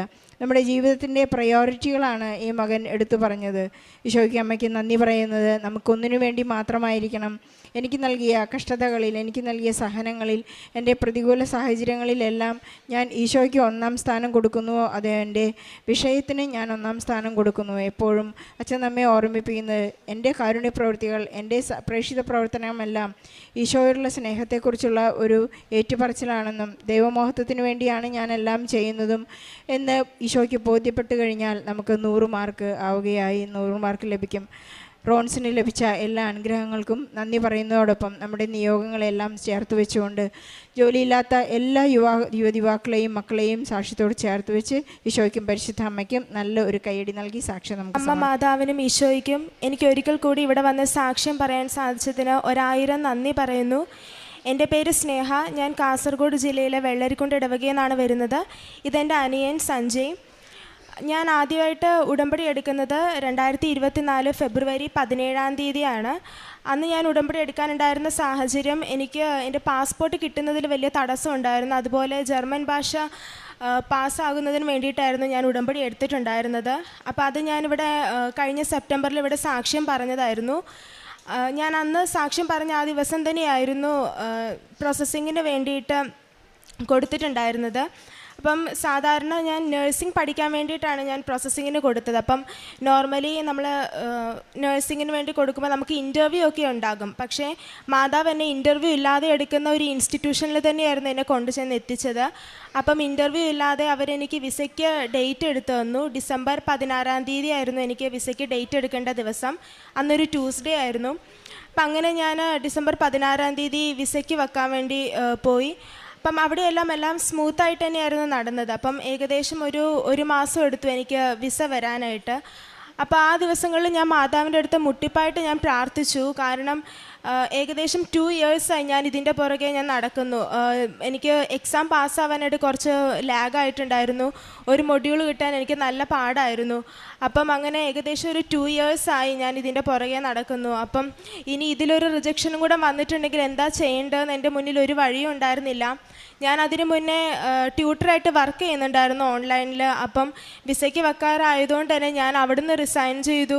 പിന്നെ എൻ്റെ അമ്മ വർക്ക് ചെയ്യുന്നുണ്ടായിരുന്നു. അപ്പം പേഴ്സണൽ കാരണങ്ങൾ കൊണ്ട് അമ്മയുടെ ജോലി റിസൈൻ ചെയ്യേണ്ടതായിട്ട് വന്നു. അപ്പം ഒരു കുടുംബത്തിലെ 2 പേരുടെ വരുമാന മാർഗ്ഗമാണ് സ്റ്റോപ്പായത്. പിന്നെ എൻ്റെ പപ്പ എന്ന് പറയുമ്പം ഒരു സാധാരണ ഒരു കൂലിപ്പണിക്കാരനാണ്. അപ്പം ഇപ്രാവശ്യം എനിക്ക് പോകാൻ പറ്റിയിട്ടില്ലെങ്കിൽ ഞങ്ങളുടെ കുടുംബം മൊത്തത്തിലൊരു ക്വസ്റ്റ്യൻ മാർക്കാകും. അതുപോലെ തന്നെ എനിക്ക് എൻ്റെ അനിയൻ ആൾ +1-ലാണ്. അപ്പം ഒരു വർഷം കൂടെ കഴിഞ്ഞിട്ടുണ്ടെങ്കിൽ ഇനി എനിക്ക് അവനെയും പഠിപ്പിക്കണം. അപ്പോൾ ജീവിതം മൊത്തത്തിലൊരു ക്വസ്റ്റ്യൻ മാർക്കായിട്ട് നിൽക്കുന്ന അവസരത്തിൽ ഞാൻ മാതാവിൻ്റെ അടുത്ത് മുട്ടിപ്പായിട്ട് പ്രാർത്ഥിച്ചു, എനിക്കിതിൽ റിജക്ഷൻ വരുത്തല്ലേ എന്നുള്ളതിൽ. അപ്പം ആ സമയത്തൊക്കെ എനിക്ക് ശക്തി നൽകിയിട്ടുണ്ടായിരുന്ന വചനം എന്ന് പറയുന്നത് ജെറമ്യ 31:16 നിന്റെ കണ്ണുനീർ തുടയ്ക്കൂ, നിന്റെ യാതനകൾക്ക് ഞാൻ പ്രതിഫലം ലഭിക്കും, നിന്റെ ഭാവി പ്രത്യാശാഭരിതമാണ്. അതുപോലെ ജെറമ്യ 66:9 പ്രസവത്തോളം എത്തിച്ചിട്ട് ഞാൻ പ്രസവിപ്പിക്കാതിരിക്കുമോ, നിനക്ക് ജന്മം നൽകുന്ന ദൈവം ഗർഭപാത്രം അടച്ചു കളയുമോ. അപ്പം ഞാൻ പൂർണ്ണമായിട്ടും വിശ്വസിച്ചത് ഇത്രത്തോളം എത്തിച്ച എൻ്റെ ദൈവം എനിക്ക് ഇനിയും എല്ലാ കാര്യങ്ങളും സ്മൂത്തായിട്ട് തന്നെ നടത്തിത്തരും എന്ന് ഞാൻ പൂർണ്ണമായിട്ടും ഞാൻ വിശ്വസിച്ചു. അങ്ങനെ ജനുവരി 17-ാം തീയതി ആയപ്പം എനിക്ക് എൻ്റെ വിസ വന്നു. ഞാൻ അന്ന് പാസ്പോർട്ട് മേടിക്കാൻ വേണ്ടി പോയി. മേടിച്ചു കഴിഞ്ഞ് ഞാൻ അടുത്തുണ്ടായിരുന്ന ഒരു പള്ളിയിൽ ഞാനും അമ്മയും കൂടെ പോയി പള്ളിയിലിരുന്ന് പ്രാർത്ഥിച്ചിട്ടായിരുന്നു ഞാനത് പാസ്പോർട്ട് തുറന്നു നോക്കിയത്. അപ്പം അതിനു മുന്നേ എൻ്റെ അമ്മയ്ക്ക് ഒരു സ്വപ്നം ലഭിക്കുകയുണ്ടായി. അതിനകത്ത് പറയുന്നുണ്ടായിരുന്നു 7-ാമത്തെ പേജിൽ എനിക്ക് വിസ അടിച്ച് കിട്ടും എന്ന് മാതാവ് എൻ്റെ അമ്മയോട് പറഞ്ഞിട്ടുണ്ടായിരുന്നു. അതുപോലെ തന്നെ ഞാൻ തുറന്നു നോക്കിയപ്പം 7-ാമത്തെ പേജിൽ തന്നെ പരിശുദ്ധ അമ്മ മാതാവ് എനിക്ക് വിസ തന്നു. ഞാൻ ഈ ഫെബ്രുവരി 28-ാം തീയതി ജർമ്മനിക്ക് പോകുകയാണ്. അപ്പം അതിനിടയിൽ ടിക്കറ്റ് എടുക്കാനായിട്ട് കുറച്ച് ലാഗ് ആയിട്ടുണ്ടായിരുന്നു. 1 മാസത്തോളം ഞാൻ വെയിറ്റ് ചെയ്തു. അപ്പം ഇവർ ലാസ്റ്റ് മിനിറ്റ് ആകുമ്പോഴായിരിക്കും ടിക്കറ്റ് എടുക്കുന്നത്. അപ്പോൾ എൻ്റെ കൂട്ടുകാരൊക്കെ ഇതിന് മുന്നേ പോയിട്ടുണ്ടായിരുന്നവരൊക്കെ പറഞ്ഞു 1 ലക്ഷത്തിന് മുകളിലൊക്കെ അവർക്കായിട്ടുണ്ടായിരുന്നു ടിക്കറ്റ്. അപ്പോൾ അത്രയൊന്നും എഫോർഡ് ചെയ്യാൻ എൻ്റെ കയ്യിൽ ഉണ്ടായിരുന്നില്ല. അപ്പം ഞാൻ അതും മാതാവിനോട് മുട്ടിപ്പായിട്ട് പ്രാർത്ഥിച്ചു, എനിക്ക് വളരെ കുറഞ്ഞ ചിലവിൽ തന്നെ എനിക്ക് ജർമ്മനിക്ക് പോകാനായിട്ട് സാധിക്കണേ എന്നുള്ളത്. അതുപോലെ തന്നെ 74,000 രൂപയ്ക്കാണ് മാതാവ് എനിക്ക് ടിക്കറ്റ് തന്നത്. ഞാനിപ്പം ഈ ശനിയാഴ്ച പോവുകയാണ്. ഇതാണ് എൻ്റെ ഒന്നാമത്തെ സാക്ഷ്യം. അടുത്തതായിട്ട് എനിക്കെൻ്റെ നെറ്റിയിൽ നല്ല രീതിയിൽ പുറ്റുപോലെ താരൻ വരുന്നുണ്ടായിരുന്നു. അപ്പോൾ എനിക്ക് ഭയങ്കര ഇറിറ്റേഷനും ഭയങ്കര ചൊറിച്ചിലും ഒക്കെ ആയിരുന്നു. അതുപോലെ തന്നെ നെറ്റിയുടെ ഇരുവശങ്ങളിലുമായിട്ട് വെള്ള പാണ്ട് പോലെ വരുന്നുണ്ടായിരുന്നു. അപ്പം എനിക്കത് ഭയങ്കര രീതിയിൽ ഞാനിപ്പോഴും ഇങ്ങനെ ചൊറിഞ്ഞുകൊണ്ടിരിക്കും, ഭയങ്കര ഇറിറ്റേഷനായിരുന്നു. അപ്പം ഞാനതിന് പ്രത്യേകിച്ച് മരുന്നൊന്നും ഞാൻ ഉപയോഗിച്ചിട്ടുണ്ടായിരുന്നില്ല. ഞാൻ മാതാവിൻ്റെ തൈലം ഞാനത് നിയോഗം വച്ചിട്ടുണ്ടായിരുന്നു. ലാസ്റ്റ് ഉടമ്പടി പുതുക്കിയപ്പം ഞാൻ നിയോഗം വച്ചിട്ടുണ്ടായിരുന്നു എനിക്കിത് പൂർണ്ണമായിട്ട് മാറ്റിത്തരണം എന്നുള്ളത്. ഞാൻ മാതാവിൻ്റെ തൈലം മാത്രമായിരുന്നു ഞാൻ ഉപയോഗിച്ചിട്ടുണ്ടായിരുന്നത്. എല്ലാ ദിവസവും ഞാൻ ഉടമ്പടി തൈലം കുരിശുവര കഴിഞ്ഞിട്ട് എൻ്റെ നെറ്റിയിൽ ഞാൻ പുരട്ടും. അതിൻ്റെ ഫലമായിട്ട് ഇപ്പം എനിക്കത് പൂർണ്ണമായിട്ടും, എനിക്ക് നെറ്റിയിൽ ഇപ്പോൾ ഒരു പാണ്ട് പോലും ഇല്ല, അത് പൂർണ്ണമായിട്ടും എനിക്ക് മാറിക്കിട്ടി. ഇനി എൻ്റെ മൂന്നാമത്തെ സാക്ഷ്യം ഇതെൻ്റെ അനിയനാണ്. അപ്പോൾ അവൻ കഴിഞ്ഞ വർഷം 10ൽ പഠിക്കുന്ന സമയത്ത് ഇവന് ഹിന്ദി, അതുപോലെ IT, സോഷ്യൽ, മാത്സ് ഇതൊക്കെ ഭയങ്കര ബുദ്ധിമുട്ടായിട്ടുള്ള വിഷയങ്ങളായിരുന്നു. IT എക്സാം ആയിരുന്ന സമയത്ത് ഇവൻ അമ്മേനെ വിളിച്ച് പറഞ്ഞായിരുന്നു, എനിക്ക് കിട്ടുമെന്ന് തോന്നുന്നില്ല, എനിക്ക് അറിയാമായിരുന്നിട്ട് എനിക്ക് എഴുതാൻ സമയം കിട്ടിയില്ല, എനിക്ക് മാർക്ക് നല്ലപോലെ കിട്ടുമെന്ന് തോന്നുന്നില്ല എന്ന് പറഞ്ഞു. ഹിന്ദി ആണെങ്കിൽ അവന് ചെറുപ്പം തൊട്ട് ഇഷ്ടമില്ലാത്ത സബ്ജക്റ്റാണ്. മാത്സ് ആണെങ്കിലും അവന് 80-ൽ 5ഉം 9 മാർക്കൊക്കെ കിട്ടിയിട്ടുണ്ടായിരുന്നു. അപ്പം ഞാൻ മാതാവിൻ്റെ അടുത്ത് ഉടമ്പടി പുതുക്കുന്ന സമയത്ത് നിയോഗം വച്ചിട്ടുണ്ടായിരുന്നു 85% കൂടുതൽ മാർക്ക് ഇവന് കൊടുക്കണേന്ന് പറഞ്ഞിട്ട്. അതിൻ്റെ ഫലമായിട്ട് അമ്മ എല്ലാ ദിവസവും ജോലിക്ക് പോകുന്ന സമയത്ത് ഇവൻ്റെ സ്കൂളിൽ കയറിയിട്ട് ഇവൻ ഇരിക്കുന്ന ക്ലാസ് റൂമിൻ്റെ ഫ്രണ്ടിൽ തൈലം പുരട്ടി പ്രാർത്ഥിക്കുമായിരുന്നു. അപ്പം അതിൻ്റെയൊക്കെ ഫലമായിട്ട് റിസൾട്ട് വന്നപ്പം ഇവന് സോഷ്യലിന് A ഗ്രേഡും മാത്സ്, ഹിന്ദി, IT A+, അങ്ങനെ ടോട്ടൽ 7 A+, 3 A നൽകി പരിശുദ്ധ അമ്മ മാതാവ് ഇവനെ അനുഗ്രഹിച്ചു. ഇത്രയൊക്കെ അനുഗ്രഹങ്ങൾ തന്ന പരിശുദ്ധ അമ്മയ്ക്കും ഈശോയ്ക്കും 1000 നന്ദി പറയുന്നു. പ്രേക്ഷിത പ്രവർത്തനമായിട്ട് ഞാൻ ചെയ്തിട്ടുണ്ടായിരുന്നത്, ഞാൻ ട്യൂട്ടറായി വർക്ക് ചെയ്യുന്ന സമയത്ത് എനിക്ക് കിട്ടുന്ന സ്റ്റുഡൻസിനോടൊക്കെ അവരിപ്പം എന്തെങ്കിലും ബുദ്ധിമുട്ടുകൾ, അവരുടേതായിട്ടുള്ള പ്രോബ്ലംസൊക്കെ അവരെന്നോട് ഷെയർ ചെയ്യുമ്പോൾ ഞാൻ അവരോട് പറയും, കൃപാസനത്തിലൊരു മാതാവുണ്ട്, അപ്പം അവിടെ വന്ന് ഉടമ്പടി എടുക്കണം, എല്ലാ കാര്യങ്ങളും സാധിച്ചു കിട്ടും, എനിക്ക് ഇങ്ങനെ അനുഗ്രഹങ്ങളൊക്കെ കിട്ടിയിട്ടുണ്ട്, ഞാനും അവിടുത്തെ ഒരു പ്രത്യക്ഷീകരണത്തിൻ്റെ സാക്ഷിയാണ്, നിങ്ങളും അവിടെ പോയി ഉടമ്പടി എടുക്കണം എന്നൊക്കെ പറഞ്ഞ് ഞാൻ അവരോടൊക്കെ പറയുമായിരുന്നു. അതുപോലെ തന്നെ അങ്ങനെ ഞാൻ പറഞ്ഞിട്ട് എൻ്റെ 2 സ്റ്റുഡൻസ് അങ്ങനെ വന്ന് ഉടമ്പടി എടുത്തിട്ടുണ്ട്. അതുപോലെ തന്നെ എൻ്റെ കൂട്ടുകാരും ഞാൻ പറഞ്ഞത് കേട്ടിട്ട് ഇവിടെ വന്ന് ഉടമ്പടി എടുത്തിട്ടുണ്ട്. അതിൻ്റെ കൂടെ ഞാൻ പ്രേക്ഷിത പ്രവർത്തനമായിട്ട് പത്രം മേടിച്ച്, മാസത്തിൽ 5 കെട്ട് പത്രമൊക്കെ ഞാൻ മേടിച്ച് എല്ലാവർക്കും കൊണ്ടുപോയി കൊടുക്കും, പറഞ്ഞു കൊടുക്കും.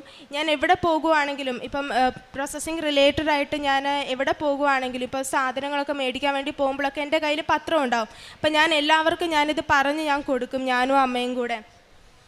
പിന്നെ കാരുടെ പ്രവർത്തികളായിട്ട് ഞാൻ ചെയ്തത്, അടുത്തുണ്ടായിരുന്ന ഓൾഡ് ഏജ് ഹോമിൽ പോയിട്ട് അവർക്ക് വേണ്ട കാര്യങ്ങളും, പൈസയാണെങ്കിൽ പൈസയായിട്ട് കൊടുക്കും, സാധനങ്ങൾ മേടിച്ചു കൊടുക്കും, അവരോട് കുറച്ച് നേരം സംസാരിക്കും, അവർക്ക് വേണ്ടുന്ന കാര്യങ്ങളൊക്കെ ചെയ്തു കൊടുക്കും. അതുപോലെ തന്നെ എൻ്റെ അടുത്ത് ഞാൻ പഠിപ്പിച്ചുകൊണ്ടിരുന്ന സമയത്ത് പൈസയ്ക്ക് ബുദ്ധിമുട്ടുണ്ടെന്ന് പറഞ്ഞ് വന്നിട്ടുണ്ടായിരുന്ന 2-3 സ്റ്റുഡൻസിന് ഞാൻ അവർ പറഞ്ഞ നാൾ വരെ ഫ്രീ ആയിട്ട് ഞാൻ അവർക്ക് ജർമ്മൻ ലാംഗ്വേജ് ഞാൻ പഠിപ്പിച്ചു കൊടുത്തിട്ടുണ്ടായിരുന്നു. ആത്മീയമായിട്ട് ഞാൻ എല്ലാ ദിവസവും ഞാൻ പള്ളിയിൽ പോകും, അതുപോലെ ബൈബിൾ വായിക്കും, 2 ആഴ്ച കൂടുമ്പോൾ ഞാൻ കുമ്പസാരിക്കും. പിന്നെ എനിക്ക് കൊന്ത ചൊല്ലാനൊക്കെ എനിക്ക് ആദ്യമൊക്കെ മടിയായിരുന്നു, പക്ഷേ ഇപ്പോൾ എനിക്ക് ആ മടിയൊക്കെ മാറി. ഞാൻ ഒരു ദിവസം ഞാൻ പേഴ്സണലായിട്ട് ഞാൻ കൊന്ത ചൊല്ലാറുണ്ട്. ചില ദിവസങ്ങളിൽ 4 ജപമാല, ചിലപ്പോൾ ഞാൻ 5, അതല്ലെങ്കിൽ 1, 2 അങ്ങനെ ഞാൻ പേഴ്സണലായിട്ട് ഞാൻ ജപമാല ചൊല്ലുന്നുണ്ട്. അപ്പോൾ എനിക്ക് ഇത്രയും അനുഗ്രഹങ്ങൾ തന്ന പരിശുദ്ധ അമ്മയ്ക്കും ഈശോയ്ക്കും 1000 നന്ദി പറയുന്നു. അത് ഞാൻ എല്ലാ ദിവസവും ഞാൻ അച്ഛൻ്റെ ഡെയിലി ബ്രെഡ് കൂടും. ഞാൻ ആ സമയത്തൊക്കെ എൻ്റെ ഈ പാസ്പോർട്ട് വെച്ച് തൈലം അതിൽ പുരട്ടി, എൻ്റെ ഉടമ്പടി കാശ് രൂപം അതിൽ വെച്ച് ഞാൻ എപ്പോഴും ഞാൻ പ്രാർത്ഥിക്കും. അതുപോലെ ഉടമ്പടി ധ്യാനം ഞാൻ ചൊവ്വാഴ്ച ദിവസങ്ങളിൽ ലൈവായിട്ടിരുന്ന് കൂടും. ഓരോ ഞാൻ സാക്ഷ്യങ്ങളൊക്കെ കേൾക്കുമ്പം അത് വേണ്ടുന്ന എനിക്ക് തോന്നുന്നവർക്ക് ഞാനത് എല്ലാ സാക്ഷ്യങ്ങളും ഞാനത് വാട്സപ്പിൽ സ്റ്റാറ്റസ് ആക്കി ഇടുകയും അത് യോഗ്യതയുണ്ടെന്ന് തോന്നുന്നവർക്ക് ഞാനത് ഷെയർ ചെയ്ത് കൊടുക്കുകയും ചെയ്യും. അപ്പോൾ അതിലൂടെ എന്നോട് പലരും ചോദിച്ചിട്ടുണ്ട്, ഇതെന്താ സംഭവം, ഇങ്ങനെ പോയിട്ടുണ്ടെങ്കിൽ നമ്മുടെ ആഗ്രഹങ്ങളൊക്കെ സാധിച്ചു കിട്ടുമെന്ന് അങ്ങനെ പലരും എന്നോട് ചോദിച്ചിട്ടുണ്ട്. അപ്പോൾ അവരോടൊക്കെ ഞാൻ പറഞ്ഞു, ഞാൻ അവിടുത്തെ സാക്ഷിയാണ്, എനിക്കും ഇങ്ങനത്തെ അനുഗ്രഹങ്ങളൊക്കെ കിട്ടിയിട്ടുണ്ട് എന്നൊക്കെ പറഞ്ഞ് ഞാൻ അങ്ങനെ അയച്ചു കൊടുക്കും. അതുപോലെ ഞാൻ ബൈബിൾ എല്ലാ ദിവസവും ഞാൻ വായിക്കും. ബൈബിളിലൂടെയായിരുന്നു ഈശോ എന്നോട് സംസാരിച്ചുകൊണ്ടിരുന്നത്. അപ്പം എനിക്ക് എന്തെങ്കിലും ഞാൻ ഡൗൺ ആയിട്ടിരിക്കുന്ന സമയത്തും അതല്ലെങ്കിൽ ഒരു വലിയ പ്രതിസന്ധി എൻ്റെ മുന്നിൽ വരുവാണെങ്കിലും ഈശോ എന്നോട് സംസാരിച്ചുകൊണ്ടിരുന്നത് ബൈബിളിലൂടെയായിരുന്നു. അതെനിക്ക് വല്ലാത്തൊരു ആശ്വാസമായിരുന്നു. മാതാവിനെ ഞാൻ ഒരിക്കൽ കൂടി നന്ദി പറയുന്നു. Thank you. അവൻ എന്നെ വിളിച്ചപേക്ഷിക്കുമ്പോൾ ഞാൻ ഉത്തരമരുളും. അവൻ്റെ കഷ്ടതയിൽ ഞാൻ അവനോട് ചേർന്ന് നിൽക്കും. ഞാൻ അവനെ മോചിപ്പിക്കുകയും മഹത്വപ്പെടുത്തുകയും ചെയ്യും. സങ്കീർത്തനം 91:15 വിളിക്കുന്നവന് ഉത്തരം നൽകുന്ന ഒരു ദൈവമാണ് നമ്മോടൊപ്പം ഉള്ളത്. സഹായത്തിനായി ആരുമില്ല എന്ന് തോന്നുന്ന നിമിഷങ്ങളിൽ പ്രാർത്ഥന ചില സമയത്ത് ശൂന്യമായി തോന്നാം, വ്യർത്ഥമാണെന്ന് തോന്നാം. നിരാശയിൽ നിൽക്കുമ്പോൾ വചനം പറയുന്നത് ദൈവത്തെ വിളിക്കൂ. ദൈവം അവഗണിക്കുന്ന ദൈവമല്ല, കഷ്ടതയിലും കൂടെ നിൽക്കുന്ന ഒരു ദൈവമാണ്. നാം ഒറ്റയ്ക്കല്ല എന്നുള്ള ഒരു ഉറപ്പാണ് വചനം പറയുന്നത്. കഷ്ടതയിൽ ഞാൻ അവനോട് കൂടി ഉണ്ടാകുമെന്നാണ് വചനം പറയുന്നത്. നീ എന്ത് കഷ്ടത്തിൽ നടുവിലായിരുന്നാലും, രോഗമായാലും ചികിത്സയായാലും സാമ്പത്തിക തകർച്ചയായാലും ബന്ധങ്ങളിലെ വേർപാടോ വേദനകളോ ആയിരുന്നാലും മാനസിക സമ്മർദ്ദമായാലും ഇൻ്റർവ്യൂ പരീക്ഷ പാസ്സായിട്ട് ജോലിക്ക് വേണ്ടി വെയിറ്റ് ചെയ്യുന്ന സമയമായാലും എന്ത് തന്നെ ആയാലും ദൈവം പറയുന്നത് നീ ഒറ്റയ്ക്കല്ല, ഞാൻ നിന്നോടൊപ്പം ഉണ്ട് എന്നാണ്. രക്ഷയും മഹത്വവും ദൈവത്തിൻ്റെ കൈകളിൽ നിന്നാണ്. ദൈവത്തെ വിളിച്ചപേക്ഷിച്ചപ്പോൾ ഉത്തരമരുളിയ ഒരു വലിയൊരു ദൈവാനുഭവത്തിൻ്റെ സാക്ഷ്യമാണ് സ്നേഹ ഷാജു എന്ന മകൾ നമ്മളോട് സാക്ഷ്യപ്പെടുത്തിയത്. ഈ മകൾ ആദ്യം ഉടമ്പടി എടുത്തു. പിന്നെ ഇത് രണ്ടാമത്തെ സാക്ഷ്യമാണ്. B2 എക്സാം പാസ്സായതും ജർമ്മൻ ഭാഷ പഠിച്ചതുമെല്ലാം ഈ മകൾ ഓൾറെഡി സാക്ഷ്യപ്പെടുത്തിയതാണ്. ഈ പ്രാവശ്യം സാക്ഷ്യപ്പെടുത്തിയത് വിസ കിട്ടിയതും പുതിയ അപ്പോയിൻമെൻറ്റ് കിട്ടിയതുമാണ്. ഈ മകൾ ഭക്തിയോടെ വിശ്വാസത്തോടെ ഉടമ്പടി ജീവിതം നയിക്കുകയും മാതാവിനോട് മുട്ടിപ്പായി പ്രാർത്ഥിച്ചതിൻ്റെ ഫലമായിട്ടാണ് ഇന്ന് ഈ മകള് ടിക്കറ്റുമായിട്ട് പരിശുദ്ധമ്മയുടെ സന്നിധിയിൽ നിൽക്കുന്നത്. നന്ദി പറയാൻ മാത്രമായിട്ടാണ് ഇന്ന് വന്നിരിക്കുന്നത്. ഈ മകളുടെ സാക്ഷ്യത്തിൽ ഉടനീളം പറഞ്ഞു, സ്വന്തം അമ്മയും പ്രാർത്ഥിക്കുമായിരുന്നു. വീട്ടിലെല്ലാവരും ഉടമ്പടി ജീവിതം നയിക്കുന്ന ഒരു കുടുംബമാണ്. അമ്മ പ്രാർത്ഥിച്ചപ്പോഴാണ് അമ്മയുടെ സ്വപ്നത്തിൽ 7 എന്നൊരു ഡേറ്റ് കാണുകയും 7ാമത്തെ പേജിൽ വിസ അടിക്കുമെന്നാണ് ഒരു സ്വപ്നം കണ്ടതും. പിന്നീട് പാസ്പോർട്ട് കിട്ടിയപ്പോൾ അതിനകത്ത് തന്നെയാണ് വിസ അപ്രൂവ്ഡ് ആയിട്ട് കിട്ടിയതായിട്ടുമാണ് ഈ മോൾ പറഞ്ഞത്. വിസ അപ്രൂവ്ഡ് ആയിട്ട് കിട്ടിയതാണ്, 7ാമത്തെ പേജിൽ കിട്ടിയതെന്നാണ് മോൾ പറഞ്ഞത്. ഇവിടെ ഈശോയുടെയും അമ്മയുടെ ഒരു വലിയ സാന്നിധ്യമാണ്, ഒരു ഇടപെടലാണ്. പ്രാർത്ഥിക്കുമ്പോൾ നമുക്കൊരു ഉത്തരം വരലുന്ന ഒരു ദൈവമാണ് നാം ഇവിടെ കാണുന്നത്. മകളോട് പറയുകയും 7 എന്ന ഡേറ്റിൽ തന്നെ വിസ അപ്രൂവ് ആവുകയും ചെയ്യുന്നതാണ് നാം കണ്ടത്. ഇവിടെ വീണ്ടും വീണ്ടും നമുക്ക് മനസ്സിലാകുന്നത് വിളിക്കുമ്പോൾ ഉത്തരം വരലുന്ന ഒരു ദൈവത്തോട് തന്നെയാണ് നമ്മൾ പ്രാർത്ഥിക്കുന്നത്. നമ്മെ സംരക്ഷിക്കുന്ന ഒരു അമ്മയോടാണ് നാം ഓരോ കാര്യങ്ങളും പറയുന്നത്. ആ അമ്മയാണ് നമ്മുടെ ഓരോ കാര്യങ്ങളും ഈശോയുടെ അടുത്ത് ചെന്ന് നമ്മളുടെ കാര്യങ്ങളെല്ലാം പറയുന്നതും നമുക്ക് വേണ്ടി മേടിച്ചു തരുന്നതുമെല്ലാം. അങ്ങനെ ഈ മകൾക്ക് വിസയും കിട്ടി. ഫെബ്രുവരി 28-ാം തീയതിയാണ് ജർമ്മനിക്ക് പോകുന്നത്. ടിക്കറ്റിൻ്റെ കാര്യത്തിൽ അതുപോലെ തന്നെയാണ് ഈ മകൾ പറഞ്ഞത്. കൂട്ടുകാർക്കെല്ലാം ടിക്കറ്റ് കിട്ടി, പക്ഷേ ഒരു ഹൈ റേറ്റിലായിരുന്നു. ഈ മകൾ പറഞ്ഞത് സാമ്പത്തിക ബുദ്ധിമുട്ട് കാരണം മകളും വീണ്ടും പ്രാർത്ഥിച്ചു, ടിക്കറ്റ് കുറച്ച് റേറ്റിൽ കിട്ടണമേ എന്ന്. പ്രാർത്ഥിച്ചതുപോലെ തന്നെ വീണ്ടും ഉത്തരമരുളുന്ന ദൈവം ടിക്കറ്റ് വളരെ കുറവായിട്ട് തന്നെ റേറ്റിൽ തന്നെ ഈ മകൾക്ക് കൊടുക്കുകയും ചെയ്തു. വിശ്വാസത്തോടെ വിലപിക്കുന്ന വേദനിച്ച് പ്രാർത്ഥിക്കുന്നവരെ ഒരിക്കലും അവഗണിക്കാത്ത ഒരു ദൈവമാണ് നമ്മുടെ കൂടെയുള്ളതെന്നാണ് വീണ്ടും വീണ്ടും മകൾ സാക്ഷ്യപ്പെടുത്തുന്നത്. രോഗസൗഖ്യം അതുപോലെ തന്നെ നെറ്റിയിൽ താരനായിരുന്നു. ഉടമ്പടി തൈലം മാത്രം ഉപയോഗിച്ച് വിശ്വാസ പ്രമാണം ചൊല്ലിയാണ് ഈ മകൾക്ക് പൂർണ്ണമായി രോഗസൗഖ്യം ലഭിച്ചത്. അതുപോലെ തന്നെ സ്വന്തം അനിയൻ്റെ കാര്യം, ആങ്ങളുടെ കാര്യം അങ്ങനെ തന്നെയാണ് പറഞ്ഞത്. പഠനത്തിൽ വളരെ വീക്കായിരുന്നു, പല സബ്ജക്റ്റിനും വളരെ വീക്കായിരുന്ന സ്റ്റുഡൻ്റായിരുന്നു. പക്ഷെങ്കിൽ അമ്മയുടെ ഒരു വിശ്വാസത്തിൻ്റെ ഉറപ്പിൻ്റെ ഉടമ്പടി ജീവിതത്തിൻ്റെ ആ ഉറപ്പിലാണ് അമ്മ പോകുന്ന വഴിക്ക് സ്കൂളിൽ കയറി ഉടമ്പടി തൈലം ആ സ്കൂളിൽ വെച്ച് പ്രാർത്ഥിക്കുകയും അതിൻ്റെ പ്രകാരമാണ് ഈ മോളവൻ ഒരിക്കലും പ്രതീക്ഷിക്കാത്ത രീതിയിൽ സാധിക്കില്ല എന്നറിയാം, എങ്കിലും അസാധ്യമായതൊക്കെ തരുന്ന ഒരു ദൈവത്തോടാണ് 85% മാർക്ക് ലഭിക്കണമേ എന്ന് പ്രാർത്ഥിച്ചത്.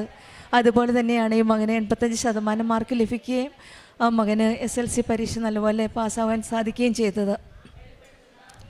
പരിശുദ്ധ അമ്മയും ഈശോയും കൂടെ ഉള്ളപ്പോൾ നമുക്കൊന്നിനും ഭയപ്പെടേണ്ട ആവശ്യമില്ല എന്നാണ് ഓരോ സാക്ഷ്യങ്ങളും നമുക്ക് വെളിപ്പെടുത്തി തരുന്നത്. യെശയ്യാ പ്രവാചകൻ്റെ പുസ്തകം 40-ാം അധ്യായം 29-ാം വചനം പറയുന്നത് ഇങ്ങനെയാണ്: തളർന്നവൻ അവന് ബലം നൽകുന്നു, അവിടുന്ന് ബലം നൽകുന്നു, ദുർബലന് ശക്തി പകരുകയും ചെയ്യുന്നു എന്നാണ്. നമ്മുടെ തളർന്ന നിമിഷങ്ങളിൽ ഈശോയുടെ അടുത്ത് വരുമ്പോൾ, നമ്മുടെ ദുർബല നിമിഷങ്ങളിൽ എവിടെ പോകും എന്ത് ചെയ്യുമെന്നുള്ള അറിയാമല്ലാത്ത അവസ്ഥയിൽ ഈശോയുടെ അടുത്ത് വരുമ്പോൾ നമുക്ക് ഉത്തരം വരളുന്ന ഒരു ദൈവമാണ് നമ്മുടെ കൂടെയുള്ളത്. കർത്താവ് പറയുന്നത് കരച്ചിൽ നിർത്തി കണ്ണുനീർ തുടയ്ക്കാനാണ്, നിൻ്റെ യാതനകൾക്ക് പ്രതിഫലം ലഭിക്കുമെന്നാണ് ജെറമ്യാ പ്രവാചകൻ്റെ പുസ്തകം 31-ാം അധ്യായം 16-ാം വചനം പറയുന്നത്. കണ്ണുനീർ തുടയ്ക്കുന്ന ഒരു ദൈവമാണ് നമ്മുടെ കൂടെയുള്ളത്. പരിശുദ്ധ അമ്മയാണ് നമ്മളെ ഈശോയിലേക്ക് നയിക്കുന്നത്.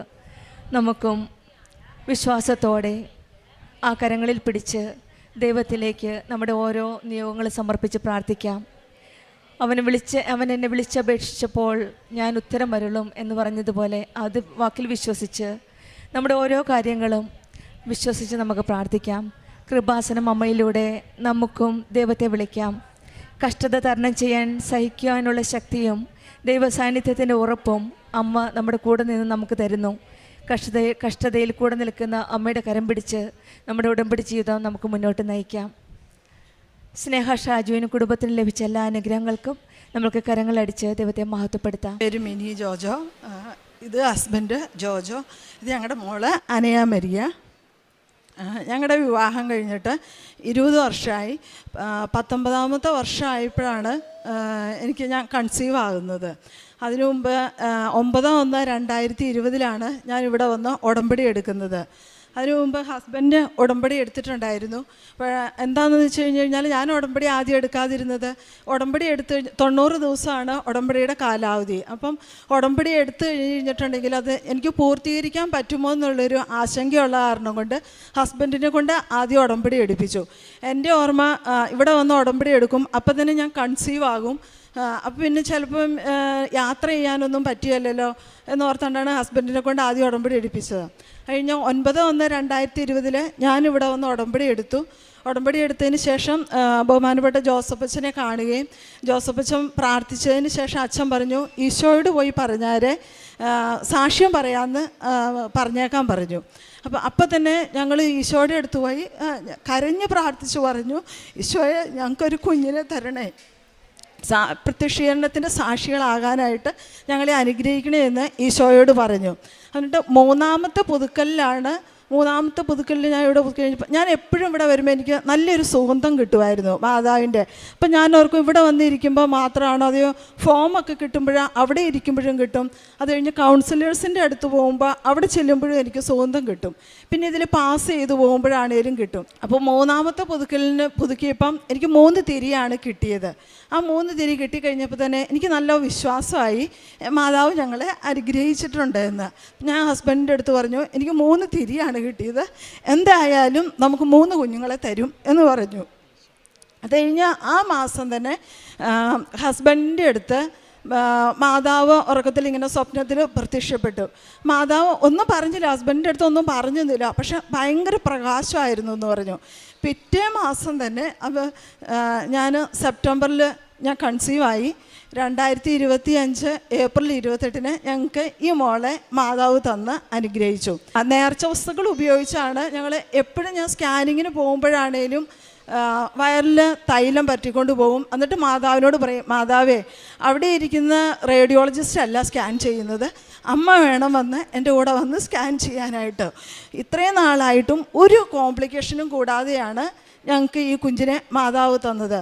പിന്നെ എപ്പോഴും ഉപ്പും തൈലവും പറ്റിക്കൊണ്ടാണ് ഞങ്ങൾ എവിടെയാണേലും പോയിക്കൊണ്ടിരുന്നതും. രണ്ടാമത്തെ അനുഭവം എന്ന് പറഞ്ഞു കഴിഞ്ഞാൽ, ഞങ്ങൾക്ക് 20 വർഷമായിട്ട് ഞങ്ങൾ വാടകയ്ക്ക് താമസിക്കുകയായിരുന്നു. അപ്പോൾ ഓരോ 5 വർഷം കഴിയുമ്പോഴും നമുക്ക് വീട് മാറിക്കൊടുക്കേണ്ടി വരും. വീട് ഷിഫ്റ്റിംഗ് എന്ന് പറഞ്ഞു കഴിഞ്ഞാൽ ഭയങ്കര ഒരു പണിയാണ്. അപ്പം ഹസ്ബൻഡ് ഇങ്ങനെ ഒരു വീട് കാണാൻ പോയി. OLXൽ ഇങ്ങനെ ഒരു വീട് കണ്ടു, വീട് കാണാൻ പോയി. കുഞ്ഞുണ്ടായതിന് ശേഷമാണ് ഇതെല്ലാം. ഇതാണ് പറയുന്നത്, മാതാവ് തരുമ്പം എല്ലാം ഒന്നിച്ച് തരും എന്ന് പറയുന്നതിൻ്റെ ഞാൻ എപ്പോഴും ഇങ്ങനെ സാക്ഷ്യം കേൾക്കുമ്പോൾ ഇങ്ങനെ ആഗ്രഹിക്കുമായിരുന്നു. മാതാവ് തരുമ്പോൾ ഓരോരുത്തർ പറയും മാതാവ് തരുമ്പോൾ എല്ലാം ഒന്നിച്ച് തരുമെന്ന്. ഞാൻ അത് കേട്ട് പ്രാർത്ഥിക്കുമായിരുന്നു. അതിനുശേഷം അപ്പം അതിൻ്റെ ഏറ്റവും വലിയ ഉദാഹരണമാണ്, ഒരു മാതാവ് തന്നപ്പോൾ ഞങ്ങൾക്ക് ഒന്നിച്ച് കുഞ്ഞിനെ തന്നു, വീട് തന്നു. വീടെന്ന് പറഞ്ഞു കഴിഞ്ഞാൽ ഒരു 65 ലക്ഷത്തിന് മേളിലുള്ളൊരു വീടാണ്. ആ വീട് കണ്ടു കഴിഞ്ഞപ്പോൾ തന്നെ ഹസ്ബൻഡ് അവിടെ ഉപ്പിട്ട് പ്രാർത്ഥിച്ചായിരുന്നു. ഹസ്ബൻഡിന് വീട് ഇഷ്ടമായി. അപ്പം ഞാൻ ഇങ്ങനെ കുഞ്ഞിന് ഇത് ഡെലിവറി ചെയ്തിരിക്കുന്ന സമയമായ കാരണം കൊണ്ട് ഞാൻ കാണാൻ പോയില്ല. ആദ്യം ഹസ്ബൻഡാണ് പോയത്. അപ്പോൾ ഹസ്ബൻഡിനെ കണ്ടപ്പോൾ ഹസ്ബൻഡിന് വീട് ഇഷ്ടമായി.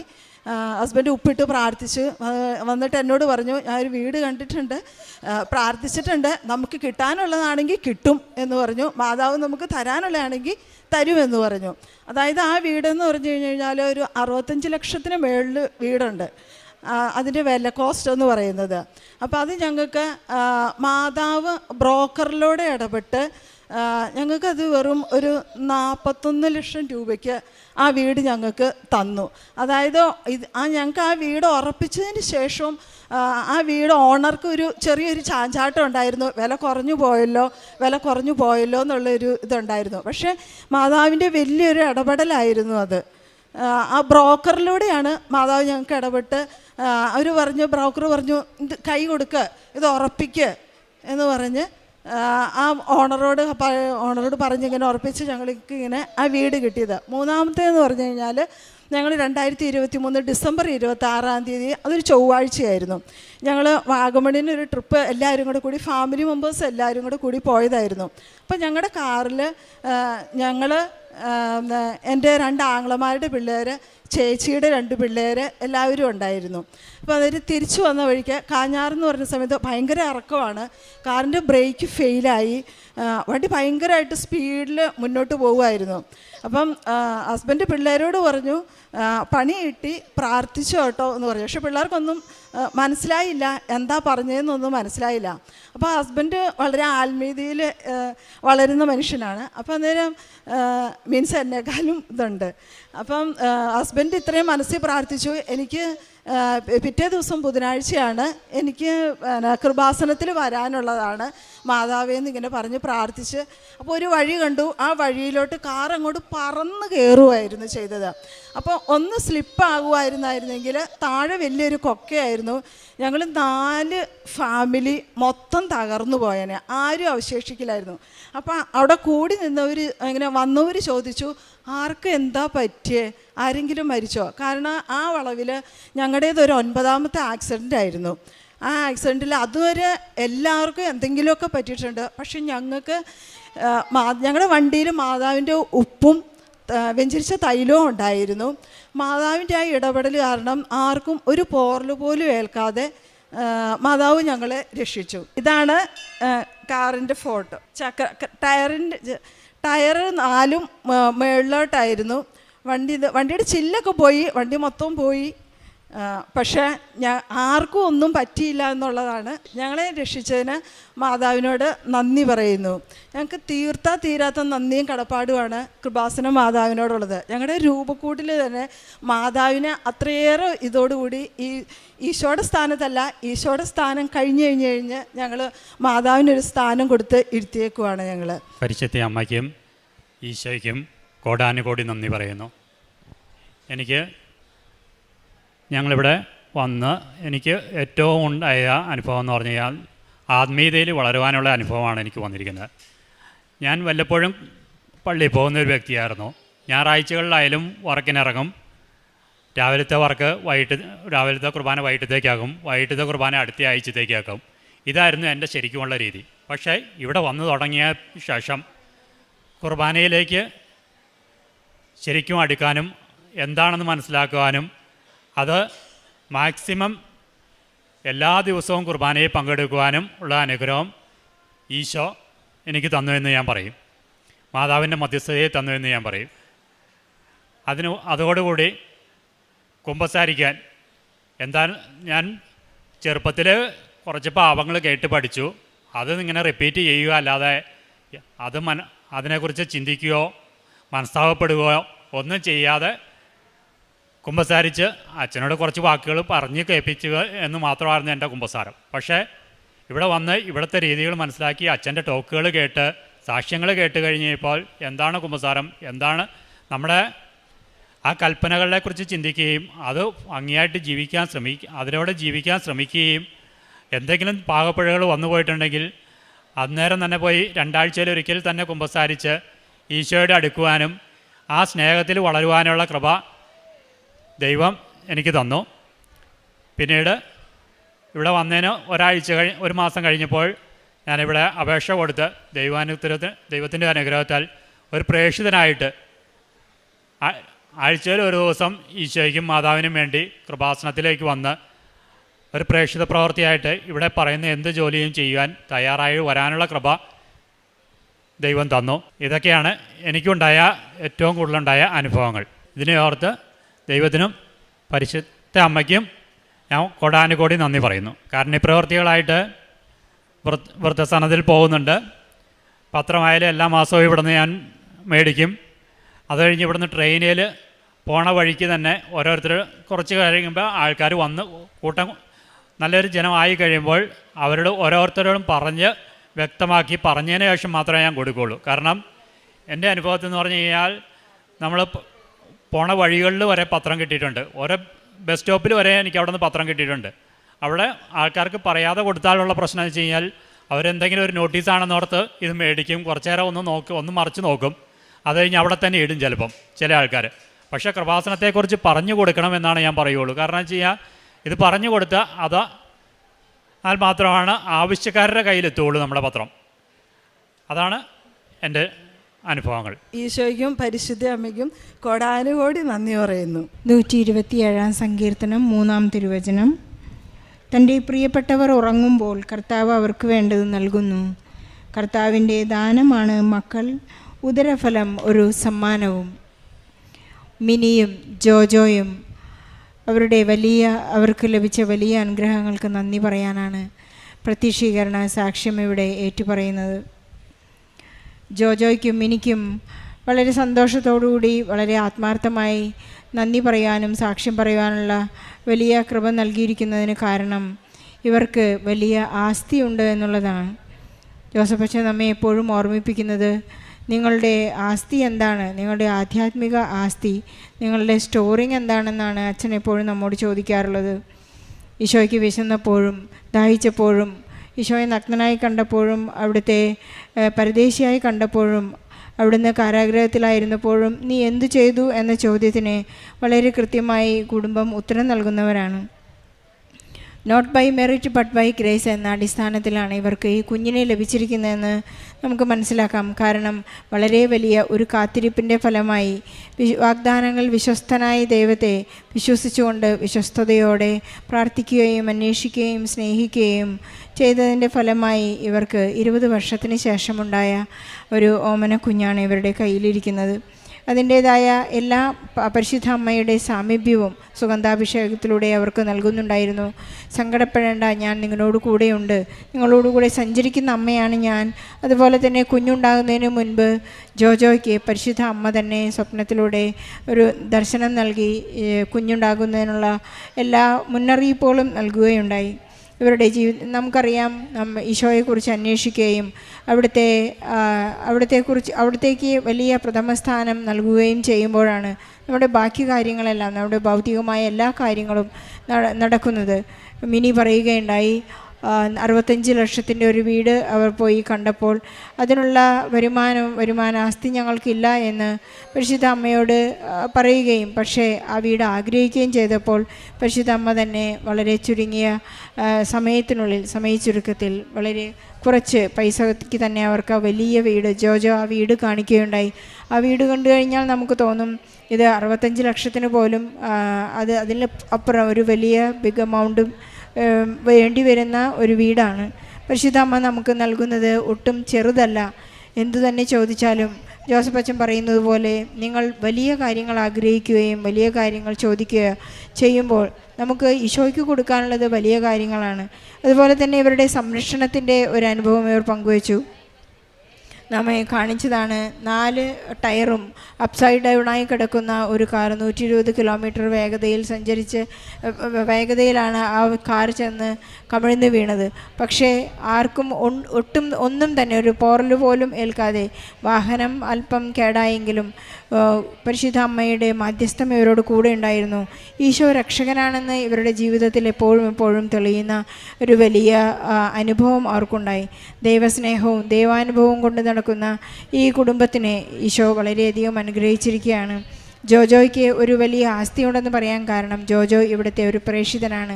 ചൊവ്വാഴ്ചകളിൽ ജോജോ ഇവിടെ വന്ന് എപ്പോഴും ആളുകളെ സ്നേഹിക്കാനും ഈശോയെക്കുറിച്ച് പറഞ്ഞു കൊടുക്കാനും പരിശുദ്ധ അമ്മ നിങ്ങൾ എന്ത് തന്നെ സങ്കടത്തിലായാലും അത് സാധിച്ചു തരുമെന്നുള്ളതിൻ്റെ ഉറപ്പുള്ള ഒരു ജീവിതത്തെക്കുറിച്ച് ജോജോ അവരോട് പറയുകയും സംസാരിക്കുകയും ഇവിടുത്തെ പത്രങ്ങൾ നൽകുകയും അവരെ വിശ്വാസത്തിൽ ആഴപ്പെടുത്തുകയും ചെയ്യുന്ന ഒരു വലിയ ആസ്തി ഈ മകനുണ്ട്. നമുക്ക് എപ്പോഴും ശരണപ്പെട്ടുകൊണ്ട് പ്രാർത്ഥിക്കാം. നമുക്കുണ്ടാകുന്നതെല്ലാം അമ്മ തരുന്നതും ഈശോയിൽ നിന്ന് പ്രാപിച്ചു തരുന്ന എല്ലാം വലിയതായിരിക്കും. ജോജോയ്ക്കും മിനിക്കും ലഭിച്ച അനുഗ്രഹങ്ങൾക്ക് എല്ലാത്തിനും